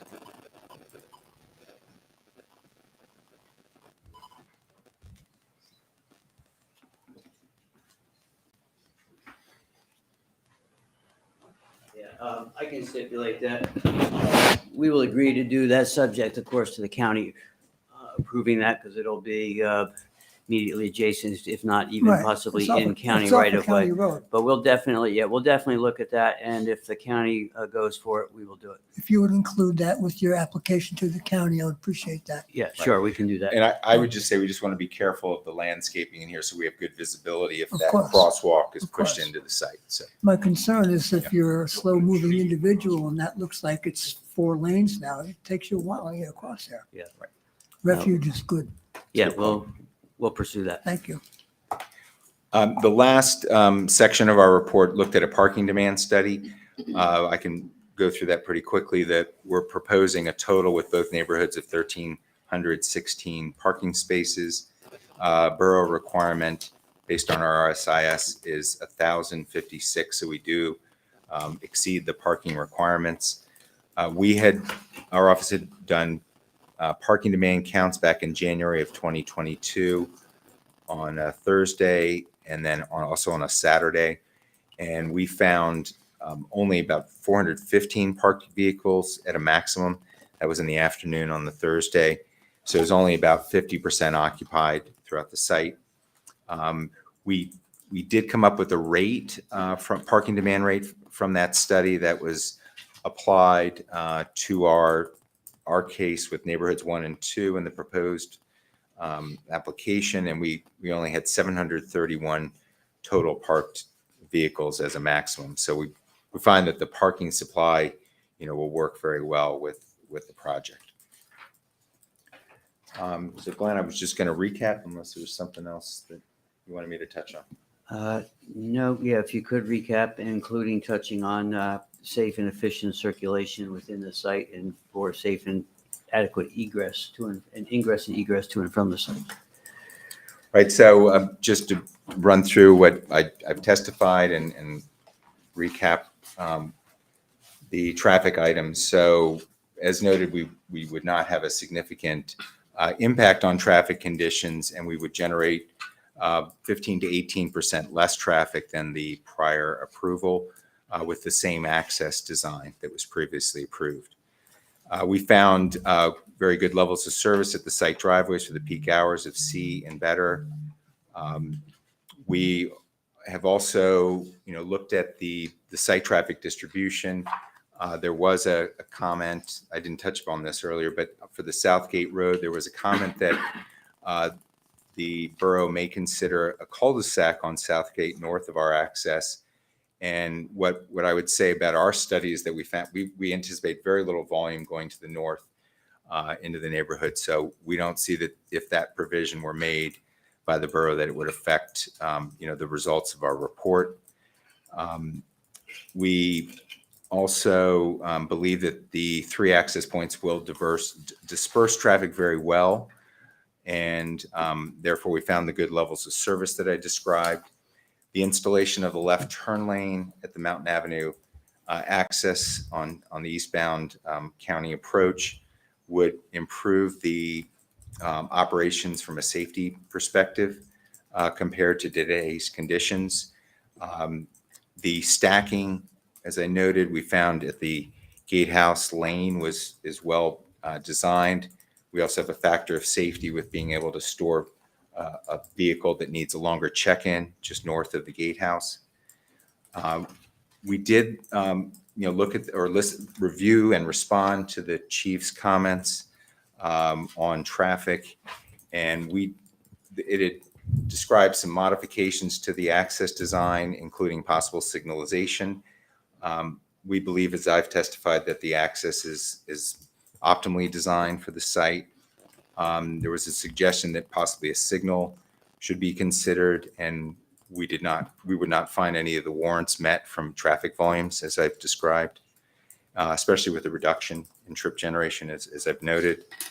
The site circulation and geometry for the site, designed by Bowler for neighborhood 2, and the parking supply were found to meet or exceed the borough requirements. And I think that really covers all my testimony from a traffic perspective. Okay, and have we provided safe and efficient circulation within the site and safe ingress and egress to and from the site? Yes, that is our finding from typical traffic engineering standards. Great, thank you. Mr. Harder, one last question. Just for the record, do you not see the need to require any adjustments in signal timing or phasing at either Southgate or South Street? No, did not find any need for that. The volumes were too low? Well, with the levels of service, we didn't study South and Mountain, Right. but we did study Southgate and Right. Mountain and found D Was and the better level of levels of service. D, that's Yes. sufficient? Yes, You're not adding enough to make that consideration? correct. Okay, thanks. I had a couple questions for you. You said that, so is this property, is the Lantern Hill property in New Providence, is that the last property to have a guardhouse in the Erickson portfolio? Yes. And why was the guardhouse not initially put in when it was first built? No, I'm not sure. Is there anyone in the Erickson team that can speak to that? Was it potentially because of the problems that we're considering right now? I mean, it just seems strange why, at that time, all the Erickson properties had guardhouses, except for this one. Oh, I don't know at that time. I just know from Okay. discussions on this application currently. Exactly. I couldn't say going back to 2012 when we got the initial site plan approval, if all the Erickson communities had that. It also at the time was the smallest Erickson community, still is one of the smaller, maybe it might even be the smallest Erickson community. At the time we were approved for I think a total of 360 units, including healthcare and independent living units. And that is very, very small in comparison to your typical Erickson community, which approaches, you heard Cedar Crest is 1,600. It's not uncommon to see something of that magnitude, even approaching 2,000 units. So it was a very different beast. It still is a very unique sort of project, but it was felt as time went by that it made sense to put that in. It does provide some enhanced security. It's obviously not a completely gated and enclosed community, but the feeling was as times have evolved and as this project has evolved that it made sense to do it. So there's no legal requirement from the state or county or anything or any other ADA or anything like, there's no legal requirement to have a guardhouse at a senior facility, right? That's just your internal policy. Is that correct? Correct. Okay. And last time you guys testified that I believe the residents essentially were asking for it. Is that your testimony? I believe there was some testimony to that effect. Wasn't mine personally, Right. but yes. Well, we do have some residents here. I would be curious during the public comments if that's your, your take as well, if you'd mind. Okay, thank you. So, I have a lot of concerns about this, So our chief of police, who's going to testify, I think later today, I'm going to quote his letter, which is a matter of public record. So it's our recommendation that the current main entrance, 535 Mountain Avenue, should be utilized as an exit only, and that the main entrance on the 575 property be reconfigured to be the main entrance to the entire complex.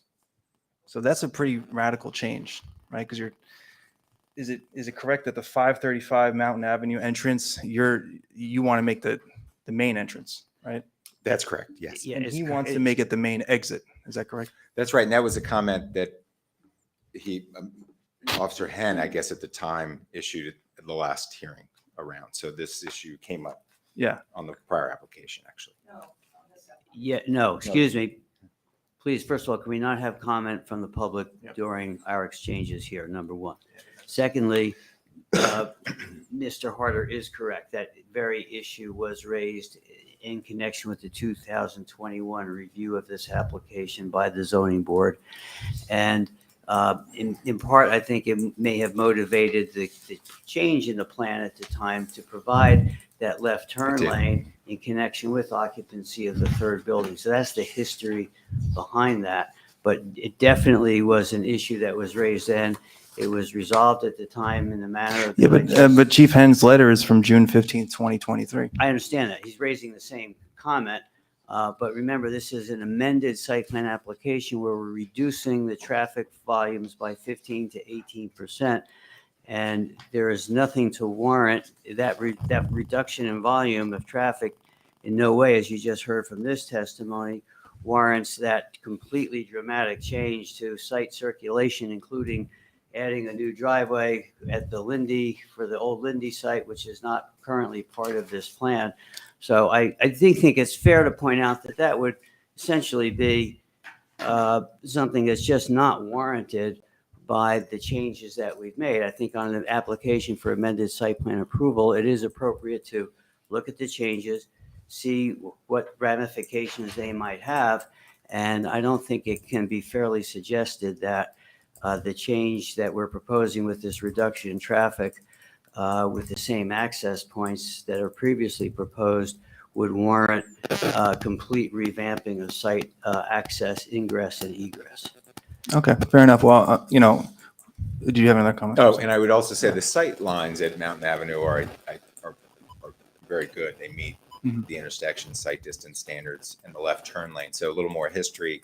I look back, we did obtain the last hearing accident reports for Mountain Avenue Mhm. and to look at that issue because the issue of the left in was brought up and we received many accidents, but most of them were related to the two signals. And we found 3 in 3 years related to the Mountain Avenue driveway. 2 of those 3 related to the left end.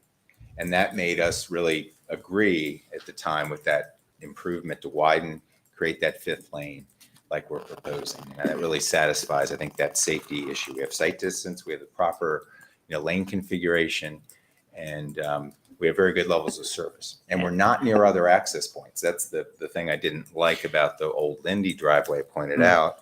It's in the vicinity of the Bell Labs access on the opposite side of Mountain And Avenue. you mentioned that there were 3 accident reports at that driveway in comparison to how many that you had in total accident In reports? total, we were given 161 accident reports. 161. So they were, all the others were For at, 3 years. for 3 years, and the others were at the signalized intersections. Is that correct? Yes, and maybe a few, maybe just outside of those as well. Right. 161. That was October 2017 to end of October 2020. Right. So out of 161, there were a total of only 3 at the current driveway. Correct. Which would be remedied with this left turn, we feel, the left turn. Okay. Yeah, I mean, from my perspective, I don't really see any reason for the guardhouse or anything. I think it, I don't, it's interesting. It's an interesting idea, and maybe we'll hear from in public comment some other thoughts. But I just feel like it's an illusion of real protection for not a lot of benefit. But if you are going to have the guard check, one of my major concerns, and I will ask Chief Henn to see if indeed his letter and given your testimony has changed his opinion at all. But one of my concerns as you're coming up the hill, South Street, and you're going up, towards Mountain, right? And you bear right to get onto Mountain Avenue. There's a yield sign. You familiar with that? Channelized at the signal. It's at the signal, but it's on the side. Yeah, You know? it's channelized. Yeah. Channelized, I have an arrow. yes. Yes, channelized right turn, okay, yes. Channelized. At what intersection? So, South Street and Mountain Avenue we're talking. one of my concerns here is, technically you're supposed to stop at a yield sign. Most people don't fully stop at a yield sign, but that I believe is the proper thing to do, is to stop at a yield sign. The problem is, if you're coming up on the road, you're essentially merging onto a 40-mile-an-hour road. And if you're not really paying attention fully, which again, we want everyone to pay attention, but not everyone does pay attention fully. In short order, you're going to go from the yield sign to the 535 Mountain entrance.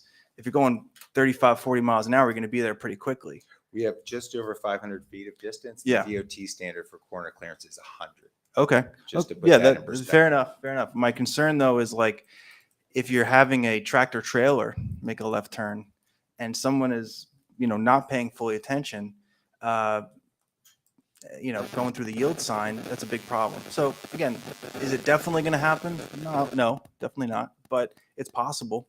And, as I drive up there,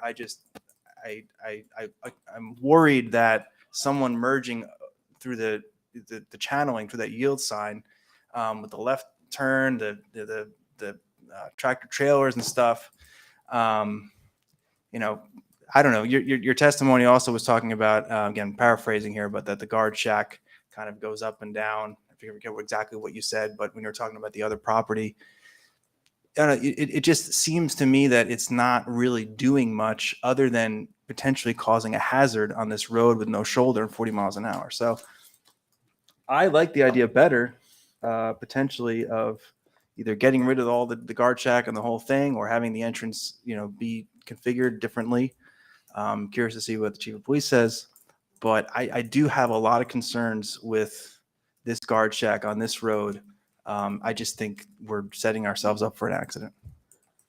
So, Yeah, if we didn't have the sight lines that we do in this area, looking from the driveway to the South Street signal, and there was a much shorter distance, I could understand that. But given, almost five times what DOT would require and proper sight lines, I think I don't see that issue.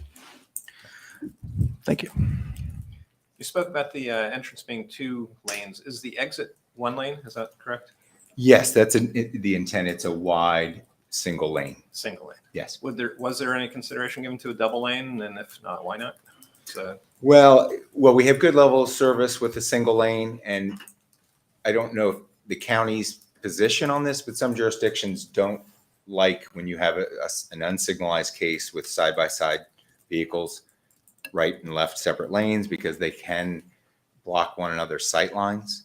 So right now our intent is to have a single wide lane that would work well for trucks. There are very few trucks. I think Rob Strecker testified at the first hearing, 2 in a week was typical in terms of tractor trailers for the site. Is the exit gated? Yes, it is. That's across there, the 12-foot, okay. Yes, you can see just south of the gatehouse.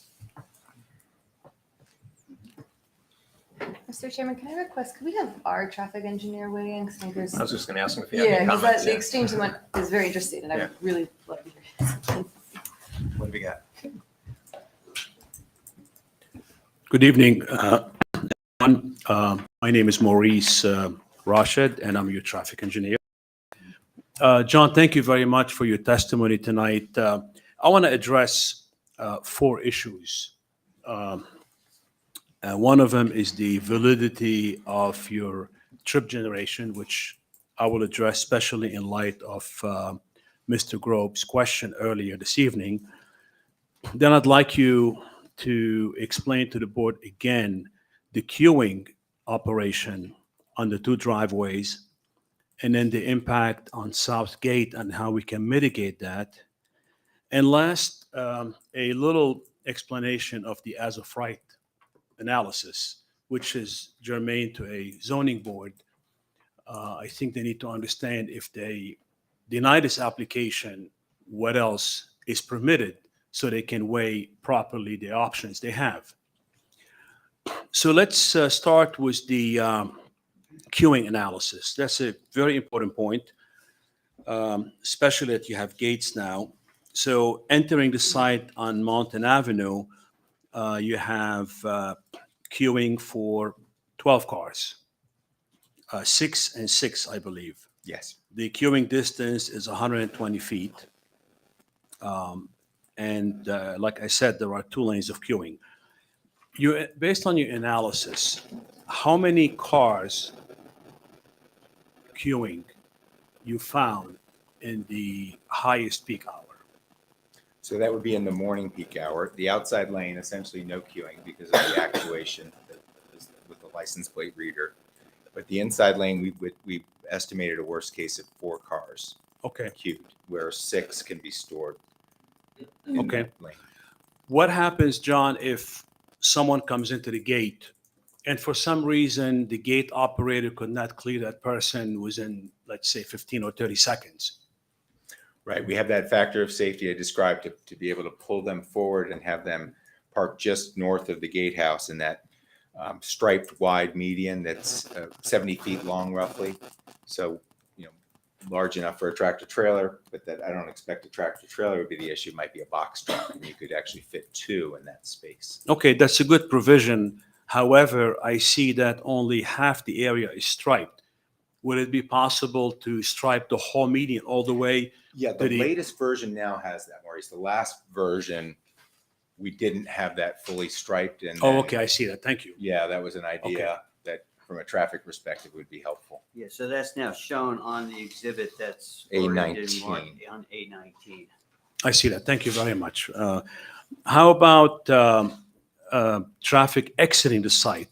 How many vehicles in the queue you found as the maximum during the day? During the 3 peak hours, we only found a C level of service and better, so great levels of service, and it resulted in only 1 vehicle car queue technically in the analysis. Could there be a second in reality? I understand, yeah. Possibly, but yes, the synchro analysis is telling us 1 car queue. Okay. 95th percentile is the terminology. How about the cars turning into the site from Mountain Avenue, making a left turn into the site? Right, we have provision for 4 spaces, and we only found 1 in the analysis. Okay. So there's So you good have capacity. plenty of storage leaving and coming in to the site. Correct. How about the driveway on South Gate? Give us the same answers for the driveway on South Gate. Right. I didn't talk too much about Southgate, but Southgate has a single lane in. It would only allow resident and employees to enter with, again, the license plate reader, and we don't expect a queue, but there's this, because of the way it'll operate very quickly, but there's space for 4 to queue as you come in to that gate. And then outbound, it's a single lane, and we can, again, we found the C level of service and better, and only 1 car queue exiting. So plenty of storage for the egress as well.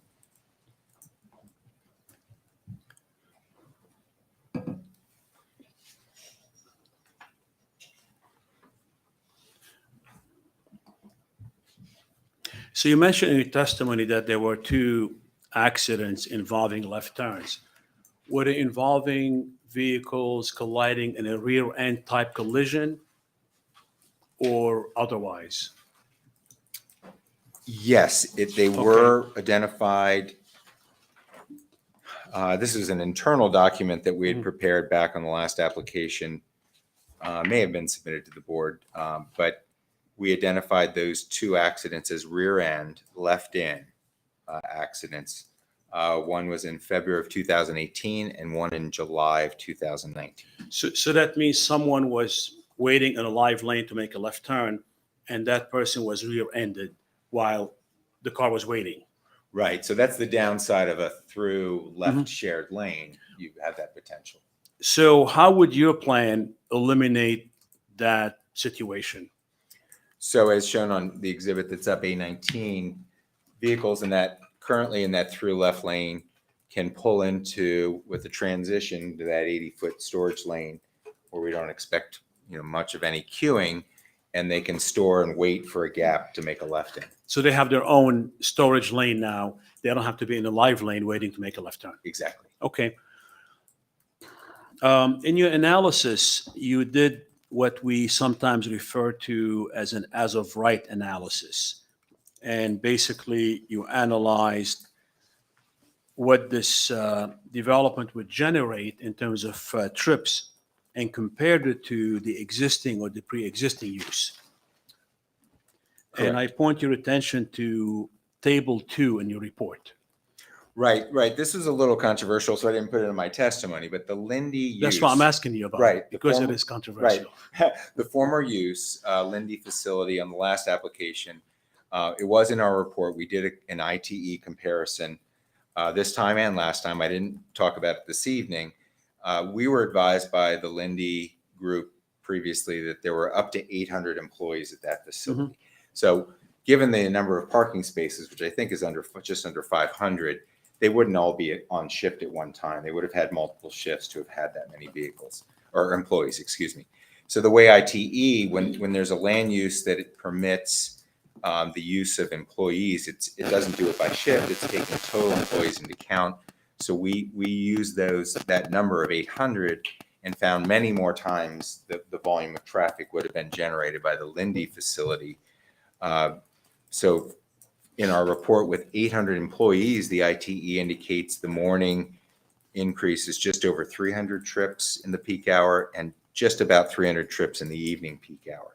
And So- our site is a third of that. Understood. The question, though, is that's all good on paper.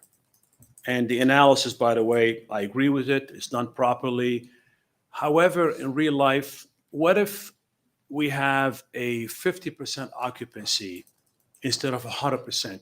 Give us an idea about the analysis and what kind of result we would get if we had 50% occupancy. Right. I did. Of, say, the prior Lindy site. Yes. Right. Or something similar to that. Right. That's a good comparison because I think that was the suggestion on the last application that it was probably about half that number of employees. So reduce those trips by 50%, and we still would see a greater increase or higher volumes in the prior Lindy, half occupied facility, if you may. So that would be about 150 trips in the morning versus 85 in our neighborhood 2 case, and about 150 trips in the evening for Lindy versus 110 with our use. So still more intensive. Okay. My last question is about Southgate. What would you offer to the community to mitigate the traffic on Southgate, maybe to eliminate cut-through or to mitigate the cut-through situation should it happen? Right. Well, consistent with the last application, we would not have the shuttles use the right out or the left in from Southgate, so that would be controlled. And then we were also planning to sign that there would be no trucks making the right out of the site. So we thought that would, consistent with the last application, given that we're generating less traffic on site, would be satisfactory. Would you, should the board desire so, consider eliminating all right turns out of the site and eliminating all left turns into the site from Southgate? I would need to confirm that with the applicant. Okay. Is that something you would recommend? Because I know that I asked that question on the years ago when they came back to the first site plan, that they would have a curved, forced left turn at that exit. I remember that. And I know somebody, maybe me, said I didn't think that's a good idea. I still think the residents should be able to avail themselves of new New Providence. I think it's, the bigger concern is what we talked about last time, trucks, delivery vehicles. But to that end, I want to ask a question. Are the exits also scan card, or are they just motion? Like you drive up and the gate opens no matter who you are? I would assume they're motion because to allow a vendor or a delivery to exit, but we should confirm Well, that. because They are motion. all right, well, Motion because then my follow-up is very much like the Mountain Avenue exit is the only one through which vendors can come in. Why don't you pass card the South Street and the South Gate exits so that all vendors, that pretty much the problem To limit is them to Mountain forced Avenue. to the Mountain Avenue exit. And this way you don't have that. That way, residents who have a car can still take the nearest exit and drive downtown. If that happens to be Southgate, again, it's not going to be a ton, right? But 18-wheelers, UPS trucks, FedEx trucks, all those things making that right down Southgate, we clearly don't want that. Agree. So, I mean, a lot of hotels do that, right? You can't leave their parking deck unless you use the scan card because they want to pinch you for the extra dollars or whatever. But Yeah, and the way the license plate, as I understand it, they can be programmed to only allow certain license plates to activate the. So maybe that could be done on the outbound, but let's hear. Yeah, let's hear. Right? Yeah. I mean, and I know there's balancing act here too, right? Because the more we force people to exit onto Mountain Avenue, the more traffic we create at Mountain Avenue, which we're trying to mitigate traffic at Mountain Avenue. But at the same time, I'm hypersensitive to the neighborhood versus a 4-lane county highway, essentially. Did you have a suggestion on that, or were you just asking a question regarding it? What I would recommend to the board is keep the options open. The solutions or the treatments for that turn would be to eliminate it for trucks only, to provide a cul-de-sac, which Mr. Harder, I think, alluded to, or to provide other traffic calming devices along South Gate. And Mr. Chairman, I'm not sure we can come up with the correct answer tonight or at the next hearing. I would recommend that we leave these options open, and should the board approve the application, we should have an opportunity, and when I'm saying we, the town, should have the opportunity to have a dialogue with the applicant and implement the right traffic control device in the future, whether it is a cul-de-sac or a truck restriction or a left-turn restriction. I think we need to look deeper into it before making a decision.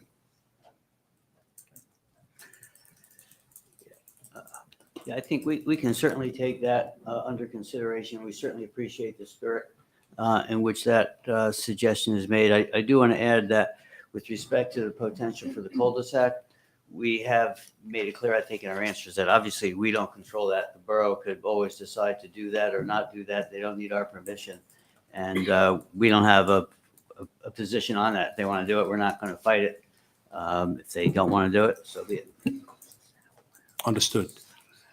And last, Mr. Grove, you asked a very good question. If you don't mind, I'd like to give you a good answer to your question. You were questioning the ITE code that was used. Yeah. I could tell you it is the correct code. It is the proper code. And let me read you the definition of that code in ITE. It says, a CCRC, that's an acronym for Continuing Care Retirement Community, enables a resident to transition in place from independent living to increased care as the medical needs of the resident change. So that's exactly what this application is. Right. So they did use the right code and the right calculation. But my question really centered on the change in the need to go in and out as your situation changes. That was the genesis of the question. As you change, your needs to come and go will change. And I don't hear anywhere that that's really defined, addressed, or parsed apart. It is, Mr. Grove, part of the analysis and part of the data collection, because what ITE did, they went out and they surveyed a multitude of sites that are exactly similar to this site that provides that transition, and they give us the numbers. Right. Now, if we're looking at a site that is to one extreme, If it's only this. there's a only whole that. analysis for that. The other extreme, there's a whole analysis for that. But for the mixed, let's call it this a mixed use, Right. this is the right number. So you'd say for these purposes, it's the, what's been observed as an average over time? Yes, that's one way of putting it. Yes, sir. Yeah, Jeff, I would have been more concerned if the observed counts came back significantly higher than the ITE numbers. Yeah. As far as this mixed use, let's call it. But the testimony is that the observed counts were actually more or less Yeah. traffic, and that for their Actually, submission, I they're would, using the higher numbers. I would add also that the Wednesday before the last hearing, I went to the site and I took counts personally between 4:30 and 5:30 p.m. And my counts were about 20% less than the counts in the study. So I'm very comfortable with the numbers at this point. Yeah, that's my point. I think Yeah. the Okay, numbers are. well, that's good observation. Thank you. Yep. Sure. Thanks much. Thank you. And thank you, Mr. Harder. Thank you. Good So, old ITE. so I had one question, and I know he's our traffic expert, but I just was thinking about your queuing of at the gatehouse. 4 cars at the gatehouse, but only 1 on the road. Can you talk about like how there's that discrepancy between 4 people would be queuing at the gatehouse while only 1 is waiting out in that center turn lane Oh, sure. On- So on Mountain? on the on-site situation with the inbound, the limiting factor is the actual gate and processing, a variety of people checking in. Some who may be vendors that are there commonly and they're easy and they're quick. And then you have others that first time on the site. So there's more to direct them to get to the right location on site, for example. So that's creating that inbound queue that we studied in Quantic for the other Ericsson site. And then the left turn lane is a function of the opposing westbound traffic that is in 2 lanes, and the traffic turning left in needs to turn across that volume. And there's a lot of capacity on the roadway, so that's why we have very good levels of service. So they're not waiting very long to find a gap to turn left in. Okay, so they're 2 different separate things and not necessarily dependent on Right. each other. And not to get into this in detail, but the county has even considered down the road reducing the cross section to 1 lane in each direction and creating a center turn lane. So they feel that there's so much capacity, there's more than they need. That's something they're contemplating long-term here. Right, thanks. I think that would go primarily focused on Bell Labs' in and out, because that's sometimes at certain hours, that's a real show. What kind of show. I don't know if you're the person to answer this question, but are you familiar with what the duty of the guard actually is? Is he saying, who you seeing and where, and then he tells them where to go? Is he taking down a license plate number? I know when I go to a cousin's house, lives in a high rise, there's a gatehouse. He steps out of the guard house, walks around the back of the car, takes my license plate number, goes back in, hands me a piece of paper in triplicate. One's for the dashboard that I'm a visitor parking. So the whole thing takes, a minute and a half or 2 minutes. Is that the similar type of thing that's going on here? Or is it strictly who you seeing? Bye. Have a nice day. Right. I do understand there's a recording of each vehicle that comes in, but I don't, it's not to the extent of what you described, because the study that we did, we saw that one car that was just about a minute and a half or box truck, whereas generally they were checked in quite quickly because my assumption is that they're vendors that come there or deliver there every week. So most of those cars or box trucks come in pretty quickly because the check-in process is quick. So. Okay, but I'm coming to visit grandma, and she might know, she might not know, and she might know and forget. It takes a while to get to grandma, ask her the question, try to remember who I am. Well, that's part of my question. Do they Yeah. call the resident? I know Yeah, you may not know that. I can't say that I know to that detail. But Yeah, we I think last time observed, you said usually there's like a list of people that are expected, and then it goes really quick. And if you're not expected, or it's a surprise visit, they make you pull into the spot if they can't get in touch with someone right away. right, our focus was on just the actual, what we saw in terms of queuing. And just to help out maybe a little bit with the comfort of that, is that we observe from 6 in the morning to 8, so 14 hours on a weekday, and then 6 hours on a Saturday, 10 to 4. So we had about, 20 hours of data in terms of the queuing. So that was, I think, very exhaustive study that we did. So. If there are no other questions to the board, we'll see if there's anyone in the audience that has any questions of Mr. Harder's testimony. Yes, come forward, please, on a microphone. Once again, we'll need your name and address for the record. Yeah. Carol Pasquale, I'm 535 Mountain Avenue. Is it my understanding that all of the commercial traffic will have to enter and exit from this point? In other words, you won't have any trucks going out onto Southgate if this plan is in effect. That's correct. So all Commercial traffic commercial trucks would use traffic would use Mountain Avenue's access. inbound and outbound. That's correct. And then we were just talking about a method of ensuring that they come back out to Mountain Avenue. The board, that was a question. So It's hard to hear. Yeah. And my other question is, in view of the review from the police department, I didn't understand your reasoning for not looking into that alternative. Obviously, did you consider it, and why was it rejected?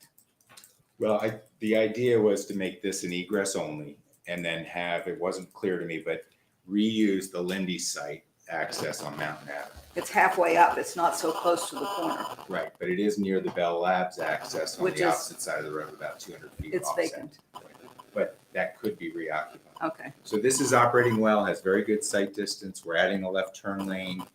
But now all the Okay, trucks are excuse coming me, in. excuse me. You Yes. cannot interrupt Mr. Harder when he's answering one of your questions. So Excuse let him please do And you're that. interrupting me. No, you interrupted the witness, so please allow the witness to answer the question before and then if you have a follow-up question, so be it. Okay. I don't think I got the full question. It was about all the commercial access or vehicles will use this access. That's correct, but we found very good operations. We have outbound, for example, we have about over 200 feet of storage. We estimate 1 or 2 cars backed up exiting. Trucks. So, and even if it were a truck, we have 200 feet of stacking. So it's not a concern in terms of operation. Okay. I assumed, looking at the police review, that his concerns were an issue of safety, not of how many people would queue up. Right. And at this point in time, all of the truck traffic that I am aware of, the commercial trucks that deliver food and. Are you coming up with a question with us? Yes. Okay, what's the question? That all currently comes in from South Street now. All of that traffic that will then now go around Okay. the corner and enter the property on Mountain Avenue. Is that correct? Okay. That's correct in the proposed case. I'm not certain that they all come in via South Street today. You know, that is what you've indicated. 18-wheelers. Okay. This is a better access, I would say, because you have 2 inbound lanes, more width, better geometry for a tractor trailer to come in. Okay. And the expectation in the first hearing from the site engineer is 2 to 3 tractor trailers over a full week is what was testified. So it's not a very heavy tractor trailer generator. Well, the site is going to be doubled. We'll have twice as many Excuse people. me, this is strictly for questions, not for All right. comments. The question is, did you anticipate doubling the amount of truck traffic that will be coming in? That was the projection from the project team, Erickson, that the site engineer provided. So that would be. The answer is consistent. yes. Yes. Okay. That's most my question. Any other questions from the audience? Mr. Chairman, I got one more. Okay. Keeping on the subject of truck deliveries, I understand that there's loading docks in the back of neighborhood 1, which is really the closest entrance exit is off of South Street for the delivery in the back of the current facility. And there are loading docks around the middle part, around the other side of neighborhood 2. And now all tractor trailers and everything is going to come in off of Mountain Avenue, have to go all the way up the hill, all the way around the corner and all the way into the back, instead of coming in right off of South Street.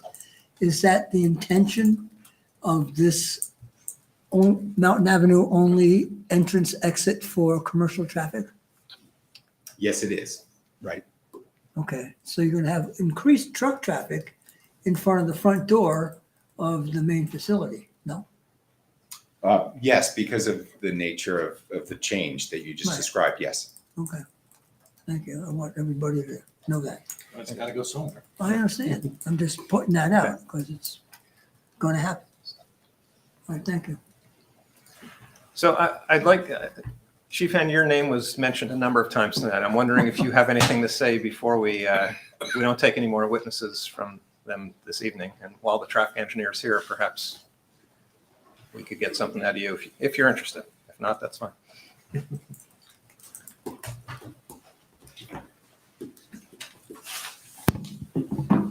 I appreciate the opportunity again to be here.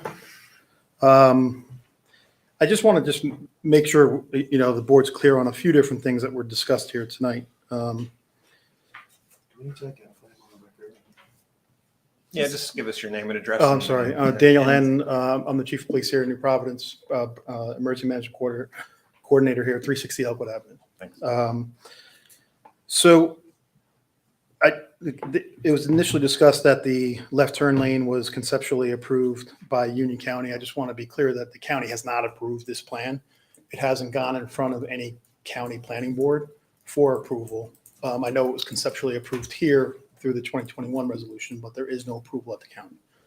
Along those lines about the discussion about the single lane reduction for Mountain Avenue, that particular plan was brought to the attention of the Borough Police Department. We discussed it as part of a broader plan, and conceptually, it doesn't have a lot of traction at this point. So the anticipation is that this stretch of Mountain Avenue will continue to be 4 lanes for the long-term future. Chief Henn, can I just ask Sure. to that, what would be your guess of the county planning and or engineering personnel approving the left in? I couldn't even No guess? Okay. No. Yeah. Just ask. Yeah, I mean, I do believe that they're trying to mitigate an issue. Yeah. So kind of along those lines, we provided accident reports, as Mr. Harder stated, related to the 3-year ask through 17 and 2020. We didn't analyze that data. I just want to be clear that the police department didn't look at the data that we provide. That's not in our purview. Right. Had we had known that it was going to be testified to as per the accidents that take place in this generalized location, I think we would have wanted to present that information as part of at least my testimony to you. Sure. So I do the data is 3 years old. There is more traffic in that area. I know that we discussed that the last count was from 2017. So it's 6 years old to this point. So I know that we can look at it from one way or the other. If you've driven down Mountain Avenue and tried to make a left on Diamond Hill Road, the traffic's back on Mountain Avenue. So the blocked off entrance, I do want to just discuss what, for your own visualization purpose of this particular graph and its comparison to Cedar Crest. So Cedar Crest entrance is not it's the entrance while it is gated access similar to this point. Its access point off of its feeder roadway is not Mountain Avenue. Okay, just to be clear there. So the roadway that leads into is a minor arterial roadway, very limited traffic. Actually, most of the traffic that's probably traveling the road to get to Cedar Crest is actually going to Cedar Crest. Should be There's called another Cedar- development. Should be called Cedar Crest Boulevard. Well, that's what the road is called going Oh, into the geez. facility, but that road in particular is called Cutlass Road. So I just want to be clear that you come off of 23, which if you know the area is a major roadway, you get onto Cutlass Road, then you go into their facility. So the queuing issue is particularly noticeable. I think that, I understand Mr. Fay's question to Mr. Harder. They're two kind of separate issues, the queuing on the property and the queuing in the roadway, but I have to believe that they're somehow married to each other.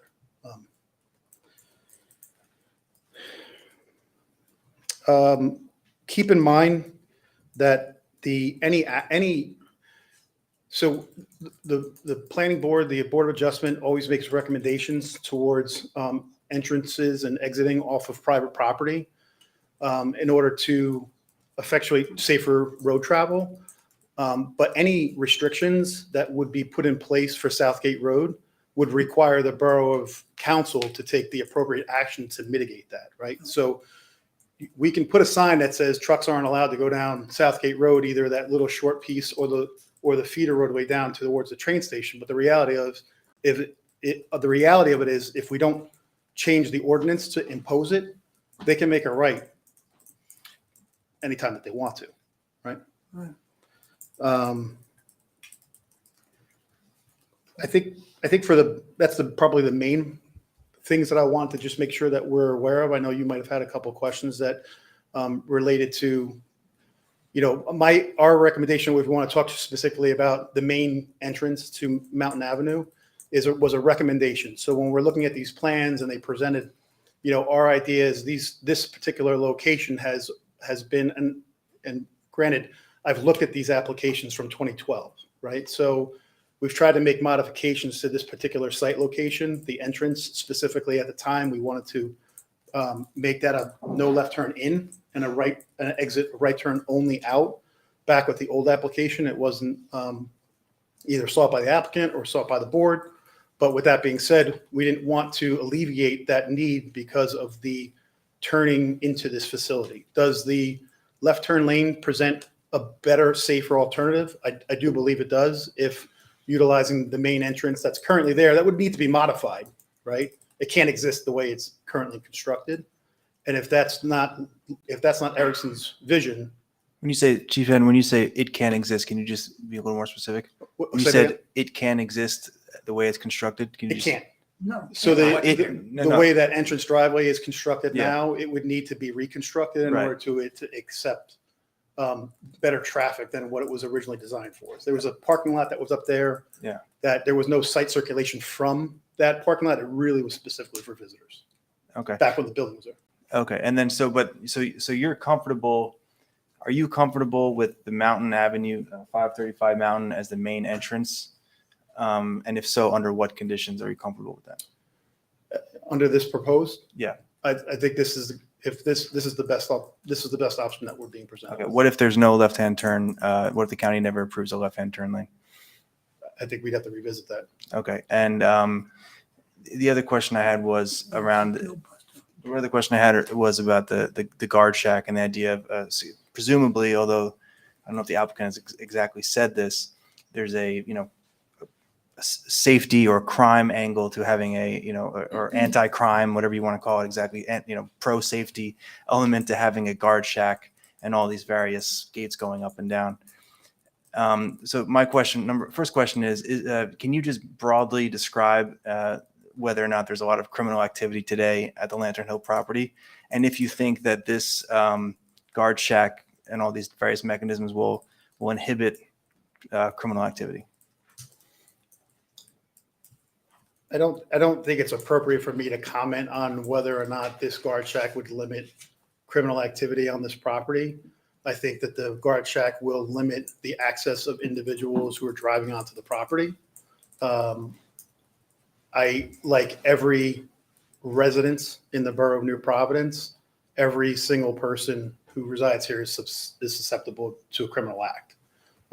So I don't believe that a person who doesn't want to commit a criminal act against another person It doesn't matter whether it's here or in a residence on a private street someplace else in the borough. So I'd be hard pressed to comment on whether or not. Where other places in the borough where there are no guard checks?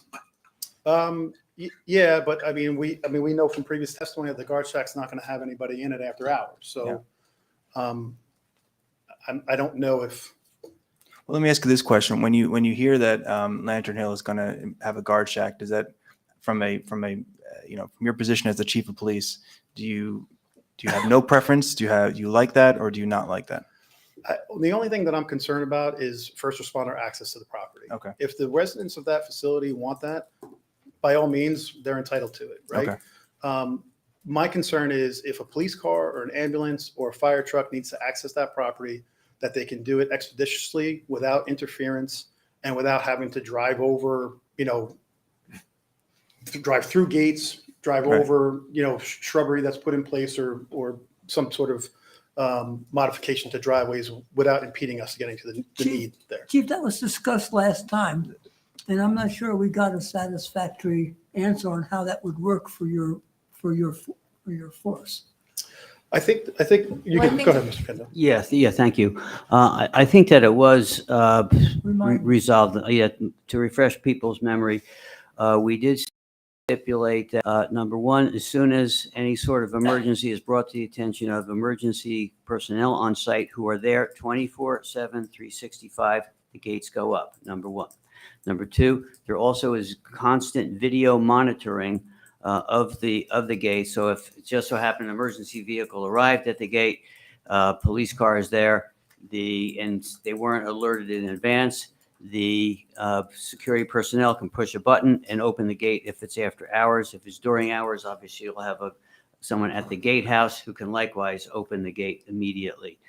So there's absolutely clear intention to have 24/7, 365 access for emergency vehicles. We also volunteered if the police department and other emergency vehicles wanted to incorporate their license plates into the reader system. We realize that license plates change over time, et cetera. So that might not be a perfect solution, but we figure it can't hurt to have various police department, other known emergency license plates put into the system so that they would be recognized the same as anybody else who's already in the system. So I do believe that we have the sort of complete access that the borough would want and that we would want too, frankly. Well, and correct me if I'm wrong, but wasn't Chief N last time you were here, we talked about as a condition of approval, they would provide you with their emergency procedures and then let you know in years to come if any of that would change. So there would, one of the requirements if you were to approve them would be to provide you with that right off the bat. Is that? Yeah, well, I mean, they already provide their emergency operation plan, and we Yeah. do tabletop with them for any types of scenarios. Okay. This type of scenario could easily be tabletop at a facility that's large. Okay, so you Yeah. already have the dialogue, so just continue and maybe be expanded since the facility. Yeah, I think what Mr. Pantel indicated is a good summary of what we really want to see, and that's really that the unimpeded access to the property. And while the guard shack may not be staffed at midnight, there's security personnel within the facility that will hopefully either see us arrive or know that we're arriving and would have activated the gates before our arrival. And if there's access cards as well that could activate it, we'll provide access cards to the I police think that was department. discussed also. If you're Yes. okay with it, then I'm okay with it. Thank you. One other You get all the votes. One other question I had, if you heard me talking about the yield sign, the channeling, you know what I'm talking about, right? Where the Yep. yield sign is. Yep. Is that yield sign, is that a county or borough yield sign? So both roads are county roads, South Street and Okay. South Street and Mountain Avenue. So let's just say somebody drove through that yield sign and it through a motor vehicle crash, we would contact the county. They would send out their personnel to replace it. Okay. Well, to replace it with another yield sign. Yes. Okay.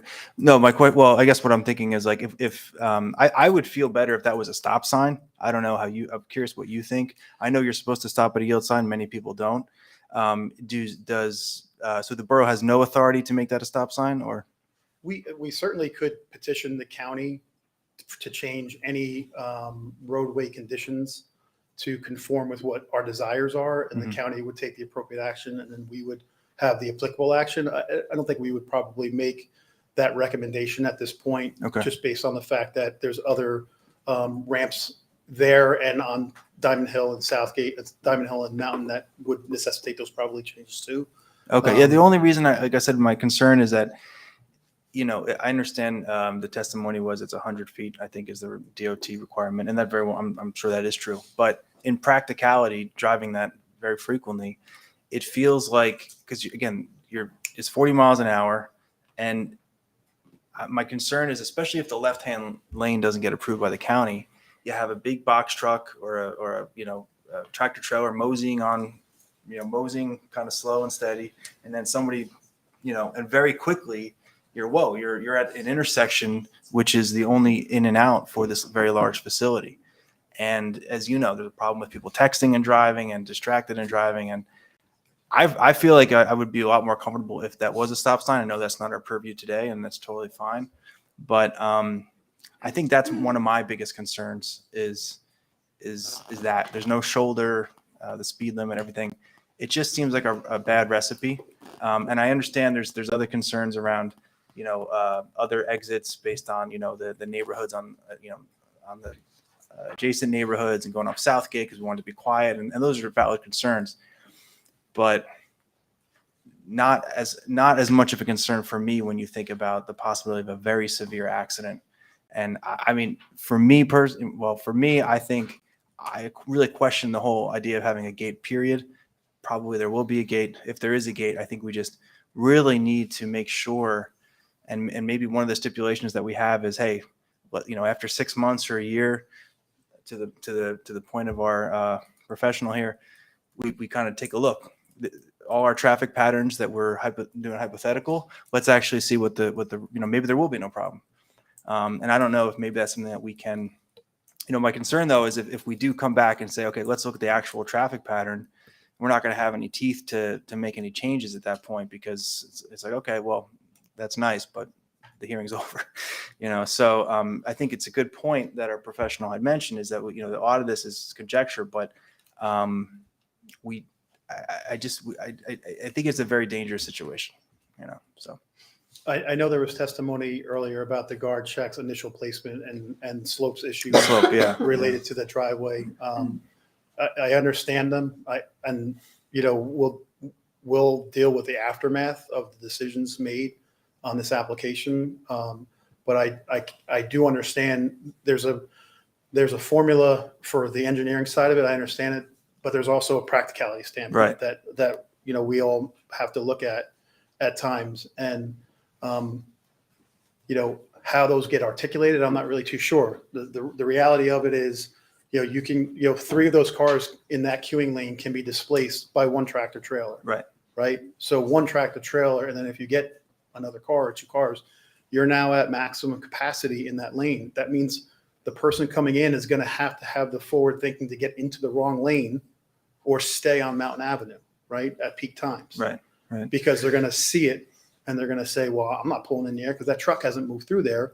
And, the backside of my car is going to be in that crosswalk. Right.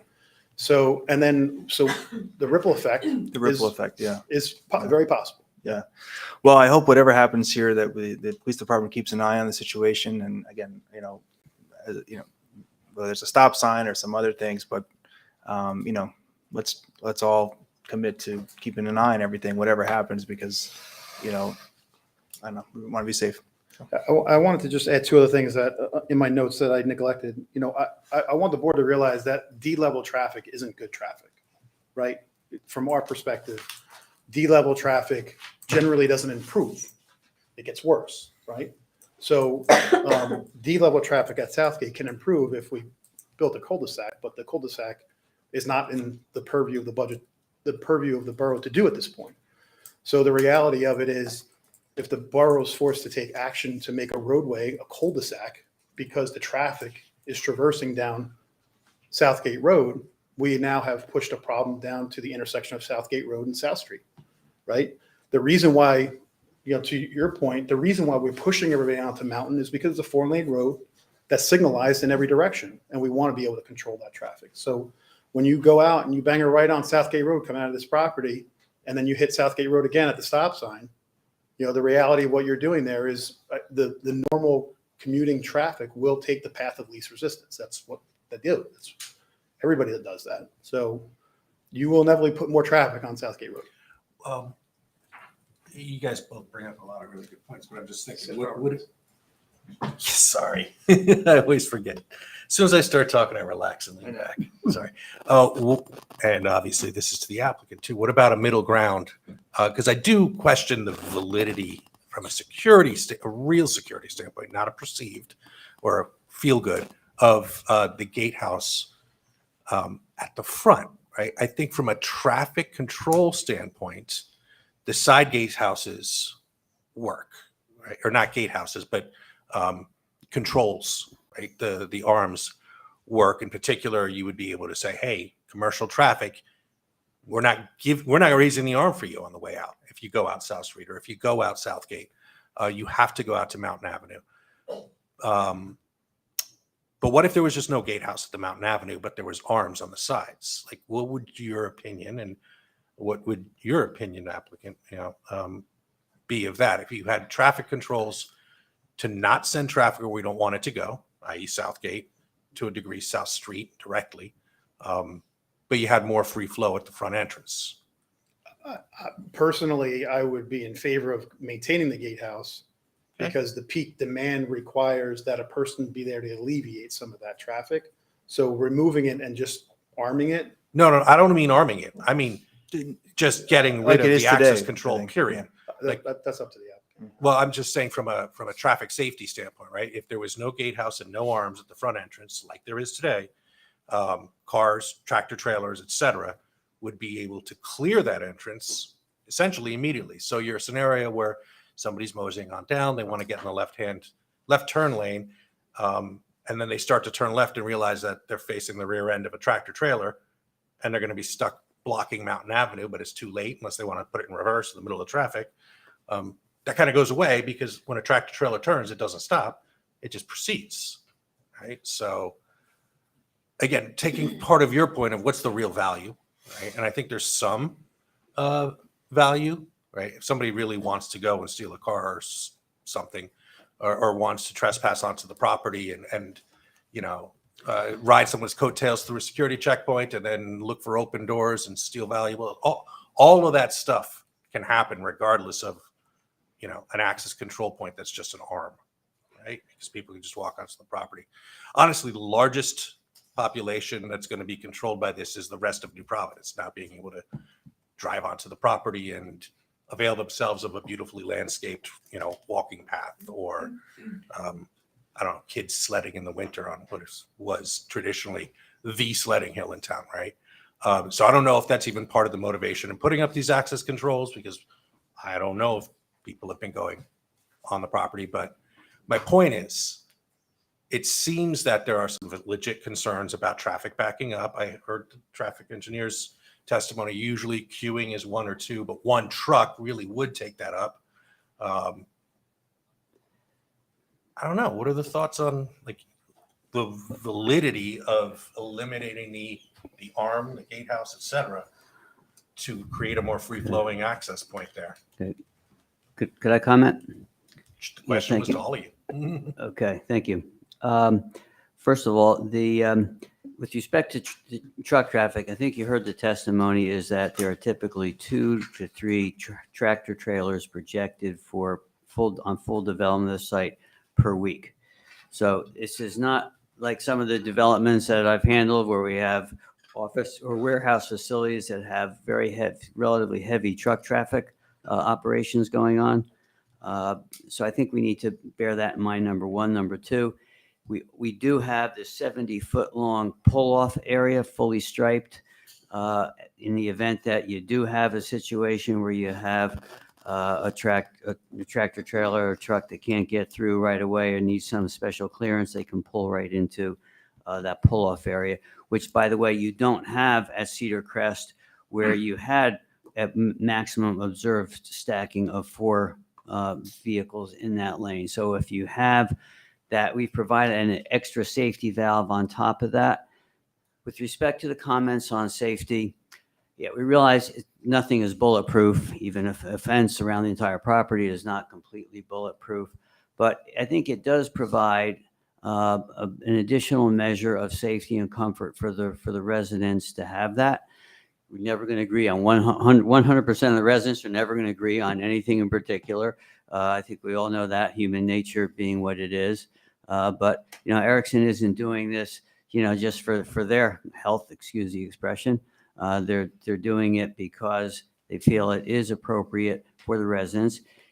You see in any number of residential communities of different types, for that matter, sometimes just regular townhome facilities, sometimes maybe age-restricted facilities that do have that sort of measure. It does provide an additional level of safety and protection. And let's face it, that's got to be a greater concern today than it was 10, 15, 20, 30 years ago. So I think it makes sense. In fact, there's this beautiful brand new Del Webb retirement community in Florham Park, about 800 units right next to the Jets complex, right off of Park Avenue, a busy road, probably maybe not as busy as Mountain Avenue, but could be comparable in some ways. They have a gatehouse. I'm sure there are any number of developments in the immediate area that have it. I haven't done a survey of them. So it's nothing particularly unusual. And you heard for Erickson, this is their only community that apparently does not have one. So I would ask the boards to take that into consideration and realize that, we're not doing this lightly. We're not doing it just because we feel it looks good or something like that. There is reasoning behind it. Obviously, it poses additional costs, not only to put in the gatehouse and operate it, maintain it, but we have employees that have to man it. So, there are costs involved, but they do feel on balance it would improve the attractiveness and safety of the community to have that. I get that, but I think, what we're hearing from Chief Henn, Right. from Mr. Rossi, from others is, and we've heard from you too, that this is, despite being part of the Erickson family, it's the smallest, it's rather unique. It behaves and operates a bit differently from the rest of the demographics at the rest of your sites, or at least that's been the testimony, both in this application, the previous application, the original application, is that, hey, this is special. It actually, we sold differently than we expected to sell, right? We, it's smaller than, it's closer to, et cetera, et cetera. There's a lot of different things that you guys have put in your testimony about this site. So, if it's different, a comparison to everybody else either is or is not appropriate. You got to pick one, right? So what I'm trying to say is I get everything you're saying, but I'm concerned about this site in New Providence, not the rest of them. Yeah. And you've repeatedly made us feel that this is a special and a different place. So I'm wondering if special or different treatment is not appropriate. I think controlling traffic out those two exits is absolutely appropriate, given all the testimony you've heard from your neighbors.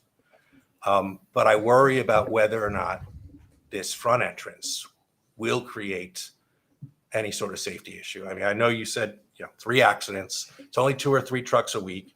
The other way of stating that is it's only 2 or 3 opportunities for an accident a week, right? Well, no, it was 2 accidents out of 161 years, I get that. reported over 3 years. I know. What I'm trying to say is the fact that it's only 2 or 3 trucks is like saying it's only 2 or 3 potential accidents we're talking about per week. In which case, I'd always like to try and get it to 0. 2 or 3 accidents is 2 or 3 too many. Well, we're going to have 2 or 3 trucks going in and out of the site regardless. But if they don't have to And pause, not every, I think that's it's a bit of an overstatement to say each one's a potential accident. I suppose you could say every vehicle on the road by the same Well, they token is are. a potential accident. So Well, I think every car coming in and out of the site is also a potential accident. Look, I don't think I don't want to quibble over the semantics. That's for sure. Sir, I don't think it's We're quibbling having at all. a- I think this is a great discussion. I want to No, just, it is. No, I'm so saying we're not as for quibbling myself, here. I don't want to Okay. quibble over it, is what I'm saying. It wasn't being. Well, and I'm just tossing Right. things out as spitballing Yeah. here, right? What are the ways that Mhm. we could maybe make everybody happy, right? Yeah. Is like if you were to say to me, we've had lots of crime and there's a security issue. We've had multiple people posing as guests that just went because obviously once they get on the property, they still got to go through the front door and check in, right? I mean, if somebody's just walking in a garage entrance or something and traipsing around, you got a different problem, which a gatehouse isn't going to fix. Yeah. So again, I'm not saying that what I'm proposing is the right solution. I just actually, want to toss it out for talking. yeah, Mr. Amitswell, I think raises a good point. I actually like that solution. I think that would be a great solution all around. I think Chief Henn also mentioned, I think, and Chief, correct me if I'm wrong, do you recommend that there's cameras in the hallways? Is that right? Is that what I read? It's always been our recommendation. Okay, so for example, camera in a hallway. I mean, the point is there's other things to mitigate any crime and stuff like that. I think it's important to remember currently there is no gatehouse. And I have not read or heard any testimony or in the TAP or anything about, hey, there's a really big problem with, intruders coming in the property. So the status quo is there's no gatehouse. I'm not convinced there needs to be a gatehouse. I think Mr. Amitsball has a great suggestion. That would be my preference. And and it's certainly not quibbling at all. Yes. Could I have a moment, please? Please. Sure. Off the record, thank you. Yep. You can go ahead. Okay. So we're having an extensive discussion about the queuing and the gatehouse. It is not within my expertise to tell you if a gatehouse is needed or not, but I can advise you on its operation. Based on what I see, based on the way the traffic study is conducted. Yeah, excuse me, before we go back on the record, I asked for a moment. Okay.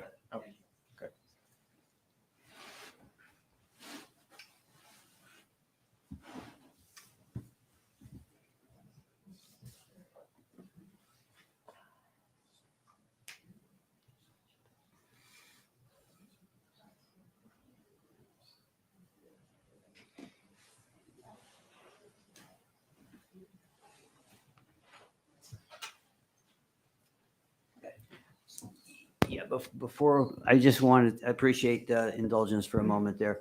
What I'd like to say about the point that we've just been discussing is, one, it doesn't appear that we're necessarily going to resolve it tonight. So be it. We're coming back for another hearing, and we'll be more than glad to take under consideration some of the comments that were made and have further dialogue with your professionals, Chief Henn for that matter as well, number one. Secondly, I do want to add that I had not mentioned that the gatehouses also provides a valuable function as part of promotion of Erickson's hospitality and brand, if you will, in being a welcome to people coming to the site who are visitors, provides wayfinding benefits, directing the visitors, whether they be Amazon deliveries or individuals wanting to visit residents in the site, telling them where to go. This is a big, fairly imposing site for someone who's not particularly familiar with it.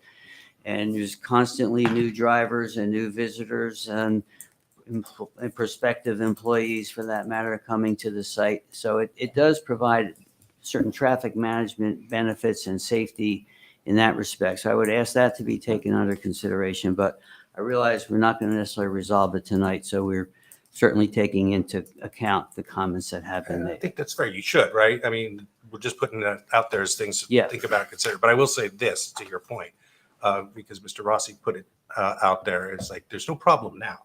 Are you trying to solve a problem that doesn't exist, right? Are people complaining about getting lost? These are things that you can talk about next time. Are people complaining about getting lost? People complaining about not feeling secure, right? Yeah. You don't seem to have these problems right now. So again, the problems that do exist, especially in the context of expansion, are potentially impacting your neighbors. That's a real problem, right? And I think you have a good potential solution to that with these arms, right? If you were to tell me, no, we do have a problem, we've had that, and it's been directly tied to unauthorized vehicles, not people, but vehicles entering the property, that would be a great point for you to make if it was there. I have a feeling it's not, or you would have made it already. But that's all I'm saying is, And you can still have a hospitality welcome. You can have someone greet, hey, how's it going? Welcome to the center, without having, again, I think it's really because of the nature on the road, no shoulder, 40 miles an hour, all these different things. It is signalized, but I would argue that the yield channeling essentially is not a signal because of what people are going to blow through. So, I think Mr. Amitsball raised some good points. I'll be very, very open up front. I actually don't think there's going to be a queuing problem, right? I really don't think there's going to be a queuing problem. I think there's the potential for a truck problem, And I think it's enough that it's worth addressing. But as far as, well, there's 6 cars lined up and now there's a 7th trying to turn. I've been to so many sites with gatehouses between military bases and just secured sites or universities in my work that, I think you've got plenty of space for queuing, and I have a feeling our traffic engineer was going to make some comments, but while you were talking, so I'll get to you when you finish. He was going to say something similar. Yes, but- thank you. Thank you. Yeah, I would have been concerned if the study said we expect a maximum queuing of 2 vehicles and we're providing a storage for 2 or 3 vehicles. I'd be concerned. But the study said 2 or less, and they're providing queuing for 6 vehicles times 2, that's 12. So even if you get a truck, let's say you get a truck, you still have capacity for 3 cars to come in front or behind the truck, which is, in my opinion, completely adequate. I don't see any situation where this queuing is going to become a problem unless something breaks down completely. So I'm comfortable with it. There's a lot of options. There are the 2 lanes. There's the option of moving people to the front. So we do have operationally a lot of options, plus we have 3 times what we need. One additional item I just want to point out based upon the slide that's on up there. The preemptive turnoff lane, or I would call it a U-turn lane, should be memorialized to be maintained. It does appear that, and this is based upon my view of Google Street View of the Cedar Crest location, they probably had that and then put some type of blockade feature in there to essentially remove that turnoff. So I think that turnoff is important to maintain, especially for somebody who may enter the property. the striped area marked 13 I, or the U-turn before the gatehouse? right, U-turn. that section right there. Okay, Right? gotcha. So it looks like the Cedar Crest location had that, and it's filled in. Are we referring to the U-turn before you get to the gatehouse and you're coming from Yeah. Mountain Avenue? That part right there, Mr. Pantel, can you see the mouse moving? North of the 3rd tree Yeah. from Mountain. Yes, I do see that. Okay, so yes, so that is a U-turn facilitated before you get to the gatehouse as you're arriving from Mountain Avenue. Yeah. Okay. I'd just like to see if this were to move forward, then Yes. we have to maintain that. as Yes, part of we'll it. maintain it. It's on the site plan. It will be part of the approved plan and will have to be maintained. Any other questions for me? On unrelated, on the emergency management side, the radio communications, any issues there with the facilities as they tie together? Is that your jurisdiction? Well, I don't know if that Are was we gonna formally have a- discussed. Yeah, we did formally discuss that. We stipulated that we will address it to the police department's satisfaction with respect to neighborhood 1 and neighborhood 2. It will be compliant with code on neighborhood 2 right off the bat. And we're going to address any deficient spots in neighborhood 1. So just to be clear, so when the study's done for neighborhood 2, they'll extend the study into neighborhood 1 to make the modifications in that neighborhood 1. Yes, well, for neighborhood 2, it's actually going to be code compliant for Correct. day 1, because that's my understanding that the building code requires that Correct. now. For neighborhood 1, there are deficient spots that we understand. Correct. We mentioned actually at the last meeting that we actually already have engaged somebody under contract to address all of that. And we will coordinate with the police department in addressing any deficient areas to resolve that deficiency, eliminate that deficiency. And we'll be discussing emergency services access and load and stuff at the next meeting, right? It's not something we're going to bring up right now? No. So that we can spend another 2 hours here? No, emergency services access, I think Well, I mean, yeah, call volumes, like ambulances, Oh, yes, all that kind of yes. stuff. That's not ambulance something we're going service to is talk about deferred right until now. the next meeting. Right, Thank you. okay, just making sure, because otherwise I get lost. Yes. No, that's deferred. Thank you. So I just want to give anybody in the audience a chance to ask Chief Henn any questions they may have of his testimony so far. Just. All right, come on up, address. Alan Swanson, 47 Overhill Road. Thank you. I was going to ask if there, since there were no more witnesses, I was going to ask about whether there was going to be additional discussion about EMS. So that answers that question. I'm wondering if there's so many traffic experts here, if it's been taken into consideration that I don't know what the plan is going to be, but across the street, there's going to be another just short of 300 senior units put in over We the can't next even few address years that. on the That's Lynn not part of property. this application. I'm So sorry? we can't address that because that's not part of this application, so we can't speak to And that. it's not actually proposed yet, so Yeah. we can't even consider what they It's might. all conjecture at this point. Okay. That answers the question then. Okay. You can't do it now. We cannot. Thank you. Okay. Anybody else? Come on forward.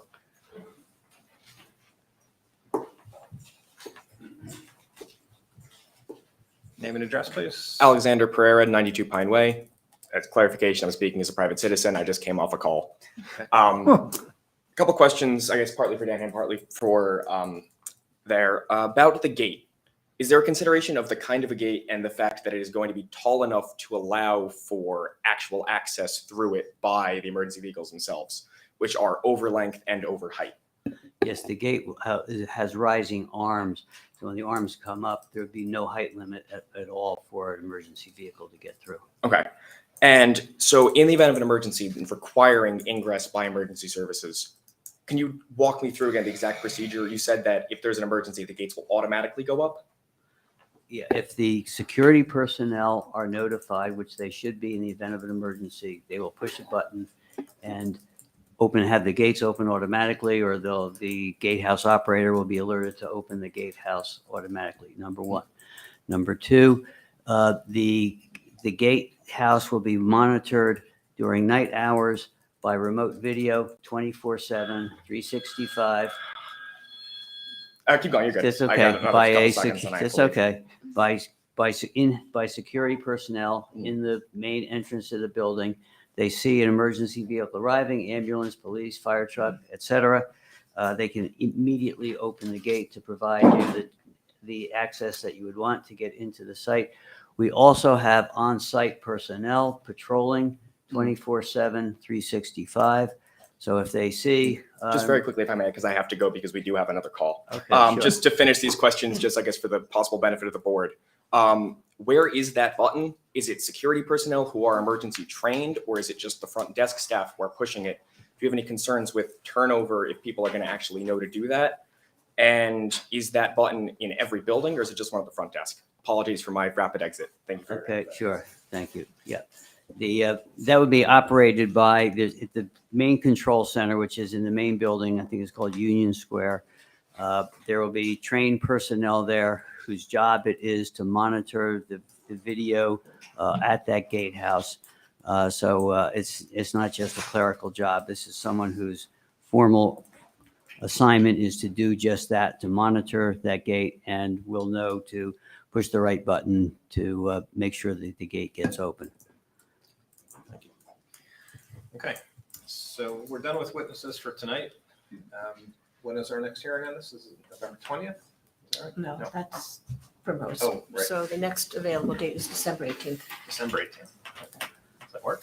Okay, just give me a moment on that, please. Okay. Thank you. 20, December 25th.